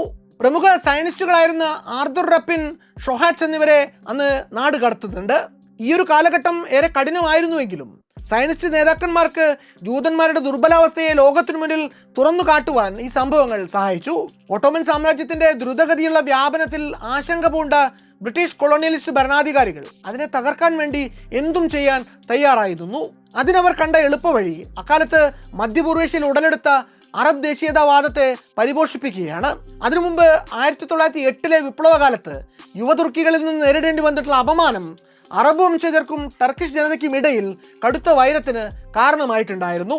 1915 പകുതിയോടെ മിഡിൽ ഈസ്റ്റിലെ ബ്രിട്ടീഷ് ഭരണാധികാരികൾക്ക് അവരുടെ ചാരന്മാർ വഴി അറബികളും ഉസ്മാനിയ ഖിലാഫത്തും തമ്മിലുള്ള ഈ ചേരിതിരിവിനെ പറ്റിയുള്ള വിവരം ചോർന്നു കിട്ടിയപ്പോൾ ഉസ്മാനിയ ഖിലാഫത്തിനെ തകർക്കാനുള്ള ഒരു സുവർണ അവസരമാണ് തങ്ങൾക്ക് വീണ് കിട്ടിയിട്ടുള്ളത് എന്ന് ബ്രിട്ടൻ തിരിച്ചറിയുന്നു. അന്ന് അവരതിനായിട്ട് കൂടെ കൂട്ടിയത് മെക്ക, മദീന എന്നീ ഇസ്ലാമിക പുണ്യസ്ഥലങ്ങളുടെ കസ്റ്റോഡിയനായിരുന്ന മുഹമ്മദ് നബിയുടെ കുടുംബ പരമ്പരയിൽപ്പെട്ട ഷെരീഫ് ഹുസൈൻ ഇബ്നു അലി എന്ന ഹാഷിമിയായിരുന്നു. ഈ ഷെരീഫ് ഹുസൈന് അന്ന് കെയ്റോയിൽ ബ്രിട്ടീഷ് ഹൈക്കമ്മീഷണറായിരുന്ന സർ ഹെൻറി മക്മോഹൻ യുദ്ധത്തിൽ ഒട്ടോമൻ സാമ്രാജ്യത്തെ തകർക്കാൻ അറബ് സൈന്യത്തെ വിട്ടുകൊടുക്കുകയാണെങ്കിൽ ഒരു അറബ് രാജ്യം രൂപീകരിക്കാൻ സഹായിക്കാമെന്ന് വാക്കുകൊടുത്തിരുന്നു. ഏതാണ്ട് അതേ സമയത്ത് തന്നെ, അതായത് 1916 ഇതേ ഷെരീഫ് ഹുസൈൻ അറിയാതെ ബ്രിട്ടനും ഫ്രാൻസും തമ്മിൽ യുദ്ധാനന്തരം അന്നത്തെ വിശാല സിറിയയെ എങ്ങനെ പങ്കിട്ടെടുക്കണം എന്നതിലും ചില ചർച്ചകൾ നടക്കുന്നു. പിന്നാലെ സൈക്സ് പിക്കോ അഗ്രിമെന്റ് എന്നൊരു രഹസ്യ ധാരണയും ഇവർ തമ്മിൽ ഒപ്പുവെക്കപ്പെടുന്നു. സിറിയ ഫ്രാൻസിന്, ഇറാഖ് ബ്രിട്ടന് എന്നതായിരുന്നു ആ ഉടമ്പടിയിലെ ഏകദേശ ധാരണ. അതിനിടെ ഷെരീഫ് ഹുസൈന്റെ സഹായത്തോടെ ബ്രിട്ടൻ ഒട്ടോമൻ സാമ്രാജ്യത്തെ മധ്യപൂർവേഷ്യയിൽ നിന്ന് വിജയകരമായിട്ട് തുരത്തി ഓടിക്കുന്നു. അക്കാലത്ത് ബ്രിട്ടനിൽ കാര്യമായ സ്വാധീനമുണ്ടായിരുന്ന ഒരു പ്രമുഖ സയനിസ്റ്റ് ലീഡർ ആയിരുന്നു ഹൈം വൈസ്മാൻ. അദ്ദേഹം 1914 എഴുതിയത് പലസ്തീൻ എന്ന ജനതയില്ലാത്ത ഒരു രാഷ്ട്രമുണ്ട്, അത് യഹൂദർ എന്ന രാഷ്ട്രമില്ലാത്ത ജനതയ്ക്ക് തരാൻ ഇപ്പോഴത്തെ അതിൻ്റെ ഉടമസ്ഥരായ ഒട്ടോമൻ സാമ്രാജ്യം തയ്യാറാവണം എന്നായിരുന്നു. ഒരൊറ്റ കുഴപ്പമേ ആ പ്രസ്താവനയ്ക്ക് ഉണ്ടായിരുന്നുള്ളൂ. വൈസ്മാൻ ജനതയില്ലാത്ത രാഷ്ട്രമെന്ന് പലസ്തീനെ വിളിക്കുമ്പോൾ അവിടെ അറബ് വംശജർക്ക് ഭൂരിപക്ഷമുള്ള 5 ലക്ഷത്തോളം വരുന്ന ഒരു ജനത താമസമുണ്ടായിരുന്നു എന്നത് മാത്രം. എന്തായാലും മേഖലയിലെ രാഷ്ട്രീയ സാഹചര്യങ്ങൾ മാറി തുടങ്ങിയപ്പോൾ അതിനൊത്ത് സയൻസ് സ്ട്രാറ്റജിയും മാറി മറിയുന്നു. ബ്രിട്ടീഷ് സാമ്രാജ്യത്വ ശക്തികൾക്ക് ഒരേ ഒരു ലക്ഷ്യമേ അന്നുണ്ടായിരുന്നുള്ളൂ. എന്തു വില കൊടുത്തും ഒട്ടോമൻ ശക്തികൾക്കു മേലെ മിഡിൽ ഈസ്റ്റിൽ തങ്ങളുടെ അധികാരത്തിന്റെ കൊടി ഉയർന്നു പാറണം. ബ്രിട്ടീഷ് താല്പര്യങ്ങൾക്ക് സമാന്തരമായി തങ്ങളുടെ നയങ്ങളെ പ്രതിഷ്ഠിച്ചുകൊണ്ടാണ് സയനിസം ഇക്കാലത്ത് കരുക്കൾ നീക്കുന്നത്. സയനിസ്റ്റുകൾ ജൂയിഷ് സ്റ്റേറ്റ് എന്ന ആവശ്യം മുന്നോട്ട് വെച്ചപ്പോൾ ബ്രിട്ടീഷ് ഭരണകൂടം അതിനെ ജൂയിഷ് നാഷണൽ ഹോം എന്ന തങ്ങൾക്ക് കുറെ കൂടി കൈകാര്യം ചെയ്യാൻ എളുപ്പമുള്ള ഒന്നിലേക്ക് അതിനെ കൊണ്ടുവന്നു. സയനിസ്റ്റുകൾക്കും അത് സമ്മതമായിരുന്നു. 1917 സയനിസ്റ്റ് നേതാവായിരുന്ന ഹൈം വൈസ്മാൻ അന്നത്തെ ബ്രിട്ടീഷ് പ്രധാനമന്ത്രി ലോയിഡ് ജോർജിന്മേൽ കാര്യമായിട്ടുള്ള സ്വാധീനം ചെലുത്തുന്നു. ആ സ്വാധീനം 1917 നവംബർ 2 ബ്രിട്ടീഷ് ഫോറിൻ സെക്രട്ടറി ആയിരുന്ന ആർതർ ബാൽഫോർ വഴി ബാൽഫോർ ഡിക്ലറേഷൻ എന്നൊരു പ്രഖ്യാപനം ഉണ്ടാകാൻ കാരണമാകുന്നു. അന്ന് റോസ്റ്റേൽ പ്രഭുവിന് എഴുതിയൊരു കത്തിൽ ബാൽഫോർ കുറിക്കുന്നത് his Majesty's government view with favour the establishment in Palestine of A national home for the Jewish people എന്നാണ്. പലസ്തീൻ പ്രദേശത്തെ ഭൂരിപക്ഷം വരുന്ന ഏതാണ്ട് 90% തന്നെ വരുന്ന അറബ് ജനതയെ ഈ ഡിക്ലറേഷൻ വിശേഷിപ്പിച്ചത് നോൺ ജൂയിഷ് കമ്മ്യൂണിറ്റീസ് എന്നായിരുന്നു. അവരുടെ അവകാശങ്ങൾ കോംപ്രമൈസ് ചെയ്യപ്പെടരുത് എന്ന് മാത്രമേ ഡിക്ലറേഷനിൽ പറഞ്ഞിരുന്നുള്ളൂ. എന്നേക്കും സംരക്ഷിക്കപ്പെടണമെന്ന് അതിലില്ലായിരുന്നു. എന്തായാലും തദ്ദേശീയരായ പലസ്തീനി അറബ് വംശജർക്ക് അവരുടെ ജന്മനാട്ടിൽ അന്നുവരെ ഉണ്ടായിരുന്ന രാഷ്ട്രീയ അധികാരത്തെ ഒരു സുപ്രഭാതത്തിൽ മായ്ച്ചു കളയുന്നതിന് സയനിസ്റ്റ് സംഘടനകൾക്ക് മൗനാനുവാദം കൊടുക്കുന്ന ഒന്നായി ബാൽഫോർ ഡിക്ലറേഷൻ മാറി. ഈ ഡിക്ലറേഷന് ചൂടുപിടിച്ച് വൻതോതിൽ ജൂതരുടെ കുടിയേറ്റങ്ങൾക്ക് ബ്രിട്ടൻ അനുമതിയും പ്രോത്സാഹനവും നൽകുന്നു. പ്രദേശവാസികളുടെ ആക്രമണങ്ങളിൽ നിന്നും തങ്ങളെ ബ്രിട്ടീഷ് സൈന്യം സംരക്ഷിച്ചുകൊള്ളും എന്നുള്ള വിശ്വാസത്തിന്റെ പുറത്താണ് പിന്നീട് അങ്ങോട്ടുള്ള വർഷങ്ങളിൽ വൈദേശിക അധിനിവേശമെന്ന് തദ്ദേശീയരായ പലസ്തീനികൾക്കും ചരിത്രപരമായ നിയോഗം, പുണ്യഭൂമിയിലേക്കുള്ള മടങ്ങിപ്പോക്ക് എന്നൊക്കെ ജെറുസലേമിലേക്ക് കുടിയേറി പാർത്തുകൊണ്ടിരുന്ന ജൂതർക്കും ഒരേ സമയം തോന്നിയ ഈ തുടർച്ചയായ കുടിയേറ്റങ്ങൾ നടക്കുന്നത്. ഈ ഒരു അധിനിവേശം ഇരുപക്ഷത്തു നിന്നും തുടർച്ചയായിട്ടുള്ള ആക്രമണങ്ങൾക്ക് കാരണമാകുന്നു. ബാൽഫോർ ഡിക്ലറേഷൻ ഉണ്ടായി ഏകദേശം 1 മാസത്തിന് ശേഷം ബ്രിട്ടീഷ് സൈന്യം ജനറൽ അലൻബിയുടെ നേതൃത്വത്തിൽ യെരുശലേമിലേക്ക് കടന്നു വരുന്നു. അത് പക്ഷേ വിമോചകരുടെ റോളിലായിരുന്നില്ല എന്ന് മാത്രം. പകരം കൊളോണിയൽ അധികാരികളായിട്ടായിരുന്നു അവർ കടന്നു വന്നത്. ഒട്ടോമൻ സാമ്രാജ്യം അധികാര തകർച്ച നേരിട്ടപ്പോൾ സയനിസ്റ്റ് പ്രസ്ഥാനങ്ങളും ഒട്ടും തന്നെ സമയം പാഴാക്കിയില്ല. 1918 മൗണ്ട് സ്കോപ്പസിലെ തന്ത്രപ്രധാനമായ ഒരു സ്ഥലം അവർ സ്വന്തമാക്കി. ഇവിടെയാണ് പിന്നീട് ഹീബ്രു സർവകലാശാല സ്ഥാപിക്കപ്പെടുന്നത്. ജൂയിഷ് റിവൈവലിന്റെ ഭാഗമായി കൊണ്ടുവന്ന ഈ എഡ്യൂക്കേഷണൽ പ്രോജക്റ്റ് സത്യത്തിൽ കൾച്ചറൽ ഡോമിനൻസിന്റെ ലക്ഷണവും സൂചകവുമായിട്ടാണ് പിന്നീട് അങ്ങോട്ട് മാറുന്നത്. അതേസമയം തന്നെ അമേരിക്കയിൽ ഡേവിഡ് ബെൻ ഗുരിയോൺ, ഇസാക് ബെൻസ്വി എന്നീ സയനിസ്റ്റ് നേതാക്കൾ ചേർന്ന് പുതിയൊരു പ്രൊപ്പഗൻഡ ഒഫൻസീവിനും തുടക്കമിടുന്നു. ജൂയിഷ് ലീജിയനിലേക്ക് ആളെ കൂട്ടുന്നു എന്നായിരുന്നു പുറമേക്കുള്ള ഭാവമെങ്കിലും അതിനപ്പുറം പ്രത്യയശാസ്ത്രപരമായ ഒരു ഗൂഢലക്ഷ്യം കൂടി അവർക്കുണ്ടായിരുന്നു. പലസ്തീനിലെ ജൂത സമൂഹമായ യേശുവിൻ്റെ കഷ്ടപ്പാടുകളെ ഒരു ആഗോള ജൂത വിഷയമായി അവതരിപ്പിക്കുക. ഭയം, ഹീറോയിസം, നാഷണൽ മിത്ത് മേക്കിംഗ് എന്നിവയുടെ ഒരു ഐഡിയൽ ബ്ലെൻഡിലൂടെ അമേരിക്കയിലെ ജൂതന്മാരെ ഈ ലക്ഷ്യത്തിന് പിന്നിൽ അണിനിരത്താൻ അവർ ശ്രമിച്ചു. യുദ്ധാനന്തരം അമേരിക്കയിലെ ജൂതന്മാരെ പലസ്തീനിലേക്കുള്ള കുടിയേറ്റത്തിന് തയ്യാറാക്കുക എന്ന ലക്ഷ്യത്തോടെ അവർ ഹെഹാലൂത്സ് എന്നൊരു പ്രസ്ഥാനം കൂടി ആരംഭിക്കുന്നു. അതൊരു ചാരിറ്റി സംഘടനയൊന്നും ആയിരുന്നില്ല. ജൂതരുടെ ഹോംലാൻഡിലേക്ക് കൂട്ടത്തോടെ ആളുകളെ മൈഗ്രേറ്റ് ചെയ്യിക്കാനുള്ള ഗൂഢാലോചനകൾ നടത്താനുള്ള ഒരു സംവിധാനം മാത്രമായിരുന്നു അത്. യുദ്ധം അവസാനിച്ച ഉടനെ അന്നത്തെ ബ്രിട്ടീഷ് കൊളോണിയൽ സെക്രട്ടറി ആയിരുന്ന വിൻസ്റ്റൺ ചർച്ചിൽ റൂട്ടൻബർഗ് കൺസെഷൻ എന്ന പേരിൽ അറിയപ്പെടുന്ന ഒരു കരാറിന് അംഗീകാരം നൽകി. ഈ ധാരണ പലസ്തീൻ ഇലക്ട്രിക് കോർപ്പറേഷന്റെ പേരിൽ സയനിസ്റ്റുകൾക്ക് പലസ്തീനിലെ ജലസ്രോതസ്സുകൾ ഉപയോഗിക്കാനുള്ള അനുവാദം നൽകി. അറബികളിൽ നിന്നുപോലും ഭൂമി നിർബന്ധിതമായി പിടിച്ചെടുക്കാനുള്ള അനുമതി കൂടി ഇതിൽ ഉൾപ്പെട്ടിരുന്നു.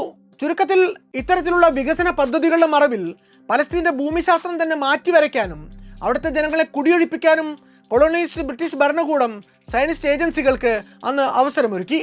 അതേസമയം പലസ്തീനിലെ ജനസംഖ്യാപരവും രാഷ്ട്രീയവുമായിട്ടുള്ള അസന്തുലിതാവസ്ഥ കൂടുതൽ രൂക്ഷമായി. 5 ലക്ഷത്തിലധികം അറബികളുള്ള ഒരു രാജ്യത്ത് ഏകദേശം 65,000 ജൂതന്മാർ ഒരു ചെറിയ ന്യൂനപക്ഷമായി തന്നെ അപ്പോഴും തുടർന്നുപോയി. ഈ സയനിസ്റ്റുകളുടെ ഭൂമി ഏറ്റെടുക്കലും അതിനുള്ള ബ്രിട്ടീഷുകാരുടെ കൂട്ടുനിൽപ്പും അറബികൾക്കിടയിൽ വലിയ അതൃപ്തിക്ക് കാരണമായി. ബാൽഫോർ പ്രഖ്യാപനത്തിൽ അറബികളുടെ അവകാശങ്ങൾ സംരക്ഷിക്കുമെന്നുള്ള വാഗ്ദാനം പൊള്ളയാണ് എന്ന് അവർ തിരിച്ചറിഞ്ഞു. ചെറുത്തുനിൽപ്പ് ശക്തമായപ്പോൾ കുടിയേറ്റം പരിമിതപ്പെടുത്താൻ തൽക്കാലത്തേക്ക് ബ്രിട്ടീഷുകാർ ഒരു നയം കൊണ്ടുവന്നു. പലസ്തീന്റെ എക്കണോമിക് അബ്സോർപ്റ്റീവ് കപ്പാസിറ്റി അനുസരിച്ച് കുടിയേറ്റം പരിമിതപ്പെടുത്തും എന്നായിരുന്നു ആ നയം. നിഷ്പക്ഷമായ ഒരു ഭരണപരമായ നടപടിയായി ഇതിനെ അവതരിപ്പിച്ചുവെങ്കിലും അത് മറ്റൊരു സത്യം മറച്ചുവെച്ചു. സാമ്പത്തിക ഞെരുക്കവും ആഭ്യന്തര വൈരുദ്ധ്യങ്ങളും നേരിട്ടിരുന്ന സയനിസ്റ്റ് പ്രസ്ഥാനത്തിന് തന്നെ തകർച്ച ഒഴിവാക്കാൻ അന്ന് തങ്ങളുടെ കുടിയേറ്റത്തിന്റെ വേഗത കുറയ്ക്കേണ്ടത് അത്യാവശ്യമായിരുന്നു. അതേസമയം അറബ് നേതാക്കൾ പലസ്തീന മണ്ണിലേക്ക് തുടർച്ചയായി ഉണ്ടായിക്കൊണ്ടിരുന്ന ജൂത കുടിയേറ്റം തടയാൻ വേണ്ട നയതന്ത്രപരമായ നടപടികളും സ്വീകരിച്ചു. അവർ തങ്ങളുടെ ഒരു ഹൈ ലെവൽ ഡെലിഗേഷനെ അന്ന് ലണ്ടനിലേക്ക് പറഞ്ഞുവിടുന്നു. സയനിസ്റ്റുകളോട് സഖ്യം ചേർന്നുകൊണ്ട് അറബ് ജനതയ്ക്കെതിരെ ബ്രിട്ടൻ പ്രവർത്തിച്ചുകൊണ്ടിരിക്കുന്ന ദ്രോഹങ്ങൾക്ക് കനത്ത തിരിച്ചടി തന്നെ നേരിടേണ്ടി വരുമെന്ന് അവർ മുന്നറിയിപ്പ് കൊടുക്കുന്നു. ഇതിനുള്ള ബ്രിട്ടീഷ് മറുപടി 1922 ചർച്ചിൽ വൈറ്റ് പേപ്പറിന്റെ രൂപത്തിലാണ് കടന്നു വരുന്നത്. അത് പക്ഷേ സയനിസ്റ്റ് താല്പര്യങ്ങളെ വീണ്ടും ഊട്ടിയുറപ്പിക്കുന്ന ഒന്നായിരുന്നു. പലസ്തീനിൽ ജൂതന്മാരുള്ളത് ആരുടെയും ഔദാര്യത്തിലല്ല, മറിച്ച് അവകാശത്തോടെയാണ്. Of right and not on sufferance എന്ന് ആ രേഖ പ്രഖ്യാപിച്ചു. പലസ്തീനിലെ അറബ് വംശജരുടെ സമാധാനത്തിന്റെയും സ്വൈര്യത്തിന്റെയും ശവപ്പെട്ടിക്കുമേൽ തുളച്ചു കയറിയ അവസാനത്തെ ആണിയായിരുന്നു ആ വൈറ്റ് പേപ്പർ. 1920കളുടെ തുടക്കമായപ്പോഴേക്കും പലസ്തീനിലെ ബ്രിട്ടീഷ് നിയന്ത്രണം കേവലം അഡ്മിനിസ്ട്രേറ്റീവ് റോളിൽ മാത്രം ഒതുങ്ങുന്നതായിരുന്നില്ല. അത് ആ നാടിന്റെ കണ്ണായ പ്രദേശങ്ങളിൽ നിന്ന് സ്വദേശികളായിട്ടുള്ള പലസ്തീനികളെ കുടിയൊഴിച്ച് അവിടങ്ങളിലേക്ക് ദൂരദേശങ്ങളിൽ നിന്ന് മടങ്ങിയെത്തിക്കൊണ്ടിരുന്ന ജൂതന്മാരെ കയറ്റി താമസിപ്പിക്കുന്ന പദ്ധതിക്ക് ചൂട്ടുപിടിക്കുന്ന ഒന്നായി മാറി. സയനിസ്റ്റുകളെ സഹായിക്കാൻ വേണ്ടി മാത്രം കാലാകാലങ്ങളിൽ ലണ്ടനിൽ മാൻഡേറ്റുകൾ ഡ്രാഫ്റ്റ് ചെയ്യിക്കുക, അവ ജെറുസലേമിൽ നടപ്പിലാക്കിക്കുക എന്നതായി ബ്രിട്ടന്റെ നയം. അങ്ങനെ ബ്രിട്ടൻ എന്ന സാമ്രാജ്യത്വ ശക്തിയുടെ പിന്തുണയോടെ സയനിസ്റ്റുകൾ തങ്ങളുടെ കുടിയേറ്റ പ്രോജക്റ്റിനെ ഒടുവിൽ ഒരു ദേശരാഷ്ട്ര രൂപീകരണത്തിന്റെ പടിവാതിൽക്കൽ വരെ കൊണ്ടുവന്നെത്തിച്ചു. അങ്ങനെ ചെയ്യാൻ അവർ സ്വീകരിച്ച കുരുട്ടു തന്ത്രങ്ങൾ പക്ഷേ പലസ്തീനിലെ ബഹുഭൂരിപക്ഷം വരുന്ന നാട്ടുകാരെ, നേറ്റീവ് അറബ്സിനെ അവരുടെ ആവാസ കേന്ദ്രത്തിൽ നിന്ന് തുരത്തി പലസ്തീന്റെ ഉൾപ്രാന്തങ്ങളിലേക്ക് ആട്ടി ഓടിച്ചു എന്ന് മാത്രം. സയനിസ്റ്റുകൾ പലസ്തീന്റെ മണ്ണിൽ അന്ന് ഒന്നിനു പിന്നാലെ ഒന്നായി ജൂത ഏജൻസികൾ പലതും തുറക്കുന്നുണ്ട്. വൈദ്യുത ലൈനുകൾ കമ്മീഷൻ ചെയ്യുന്നുണ്ട്. ഹീബ്രു വിദ്യാലയങ്ങളും ആരംഭിക്കുന്നു. അങ്ങനെ ആ യഹൂദ വാഗ്ദത്ത ഭൂമി തയ്യാറായി വന്നുകൊണ്ടിരുന്നു. യഹൂദരുടെ ഹോംലാൻഡ് മികച്ച രീതിയിൽ തന്നെ അതിൻ്റെ രൂപം ആർജിച്ചു വന്നു. രാജ്യമുണ്ടാവട്ടെ ആദ്യം, പ്രജകൾ പിന്നാലെ വന്നുകൊള്ളും എന്നതായിരുന്നു സയനിസ്റ്റുകളുടെ നിലപാട്. ഈ ലക്കം മുഴുവനും നമ്മൾ പറഞ്ഞു വെച്ചത് മേഖലയിലെ അറബ് യഹൂദ കോൺഫ്ലിക്റ്റുകളുടെ ഇസ്രായേൽ പക്ഷത്തു നിന്നുള്ള കഥകളാണ്. എന്നാൽ ഇതേ സംഭവ പരമ്പരകൾക്ക് മറ്റൊരു ആംഗിൾ കൂടിയുണ്ട്. അത് പ്രദേശവാസികളായ അറബ് വംശജരുടെ ചരിത്ര സാക്ഷ്യങ്ങളാണ്. പലസ്തീനിലെ സാധാരണക്കാരായ ജനങ്ങൾ കൂട്ടം കൂട്ടമായുള്ള ഈ യഹൂദ കുടിയേറ്റങ്ങളെ കണ്ടത് പാരമ്പര്യ ഭൂമിയിലേക്കുള്ള വിശ്വാസികളുടെ മടങ്ങിവരവായല്ല, മറിച്ച് തങ്ങളുടെ നാടിനെ മാറ്റിമറിക്കുന്ന ഒരു കൊളോണിയൽ പദ്ധതിയുടെ തുടക്കമായാണ്. പലസ്തീനികൾ നോക്കി നിൽക്കെ കമ്പോളങ്ങളിൽ, പൊതുസ്ഥാപനങ്ങളിൽ, ഗതാഗത സംവിധാനങ്ങളിലെല്ലാം അന്നോളം ഉണ്ടായിരുന്ന അറബി എഴുത്തുകൾക്ക് പകരം അവർക്ക് അപരിചിതമായ ഹീബ്രു എന്ന ഭാഷ പ്രത്യക്ഷപ്പെട്ടു തുടങ്ങി. അക്കാലത്ത് കോടതികളിൽ ബ്രിട്ടീഷ് ഉദ്യോഗസ്ഥർ സംസാരിച്ചു കൊണ്ടിരുന്നത് ഇനിയും എത്ര യഹൂദരെ ഈ നാട്ടിലേക്ക് കൊണ്ടുവന്ന് കുടിയേറി പാർപ്പിക്കാം എന്നു മാത്രമായിരുന്നു. അങ്ങനെ പോയി ഇത് ആരുടെ നാടാണ് എന്ന് പലസ്തീനിലെ അറബ് വംശജർക്ക് പോലും സംശയമായി തുടങ്ങി. സ്വാഭാവികമായും അവർ അസ്വസ്ഥരായി. അറബ് ജനതയുടെ രോഷം ഉള്ളിൽ കിടന്ന് അഗ്നിപർവ്വതം പോലെ പുകഞ്ഞു തുടങ്ങി. ഒടുവിലൊരു നാൾ 1920 ഏപ്രിൽ 4 അത് പൊട്ടിത്തെറിച്ചു. പലസ്തീനിൽ നൂറ്റാണ്ടുകളായി നടന്നു വരുന്ന നബി മൂസ ഫെസ്റ്റിവൽ എന്നൊരു പ്രാദേശിക ഉത്സവം ഉണ്ടായിരുന്നു. പ്രവാചകനായ മോശയെ യഹൂദരും മൂസ നബിയെ അറബ് വംശജരും ഒരുപോലെ ഓർക്കുന്ന ഈസ്റ്ററിന് ഒരാഴ്ച മുമ്പുള്ള ഒരു ആഘോഷ ദിനം. തൊട്ടു മുമ്പുള്ള വർഷം വരെയും ഈ ആഘോഷ പകിട്ടുകൾ സമ്പന്നരായ യഹൂദരുടെ വകയായിരുന്നു.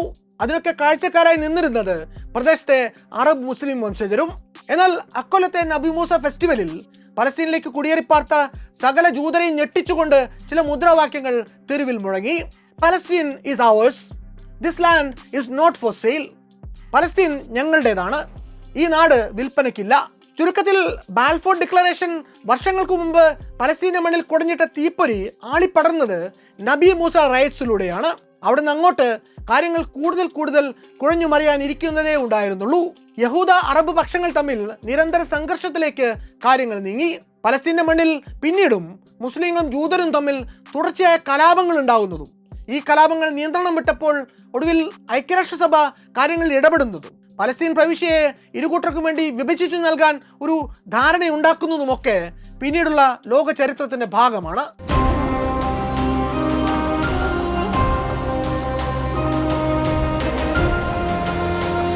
ഇസ്രായേൽ അറബ് സംഘർഷങ്ങളുടെ ഏറെ രക്തരൂഷിതവും സംഭവബഹുലവുമായ ചരിത്രം നമുക്ക് വല്ലാത്തൊരു കഥയുടെ അടുത്ത ലക്കത്തിൽ കേൾക്കാം.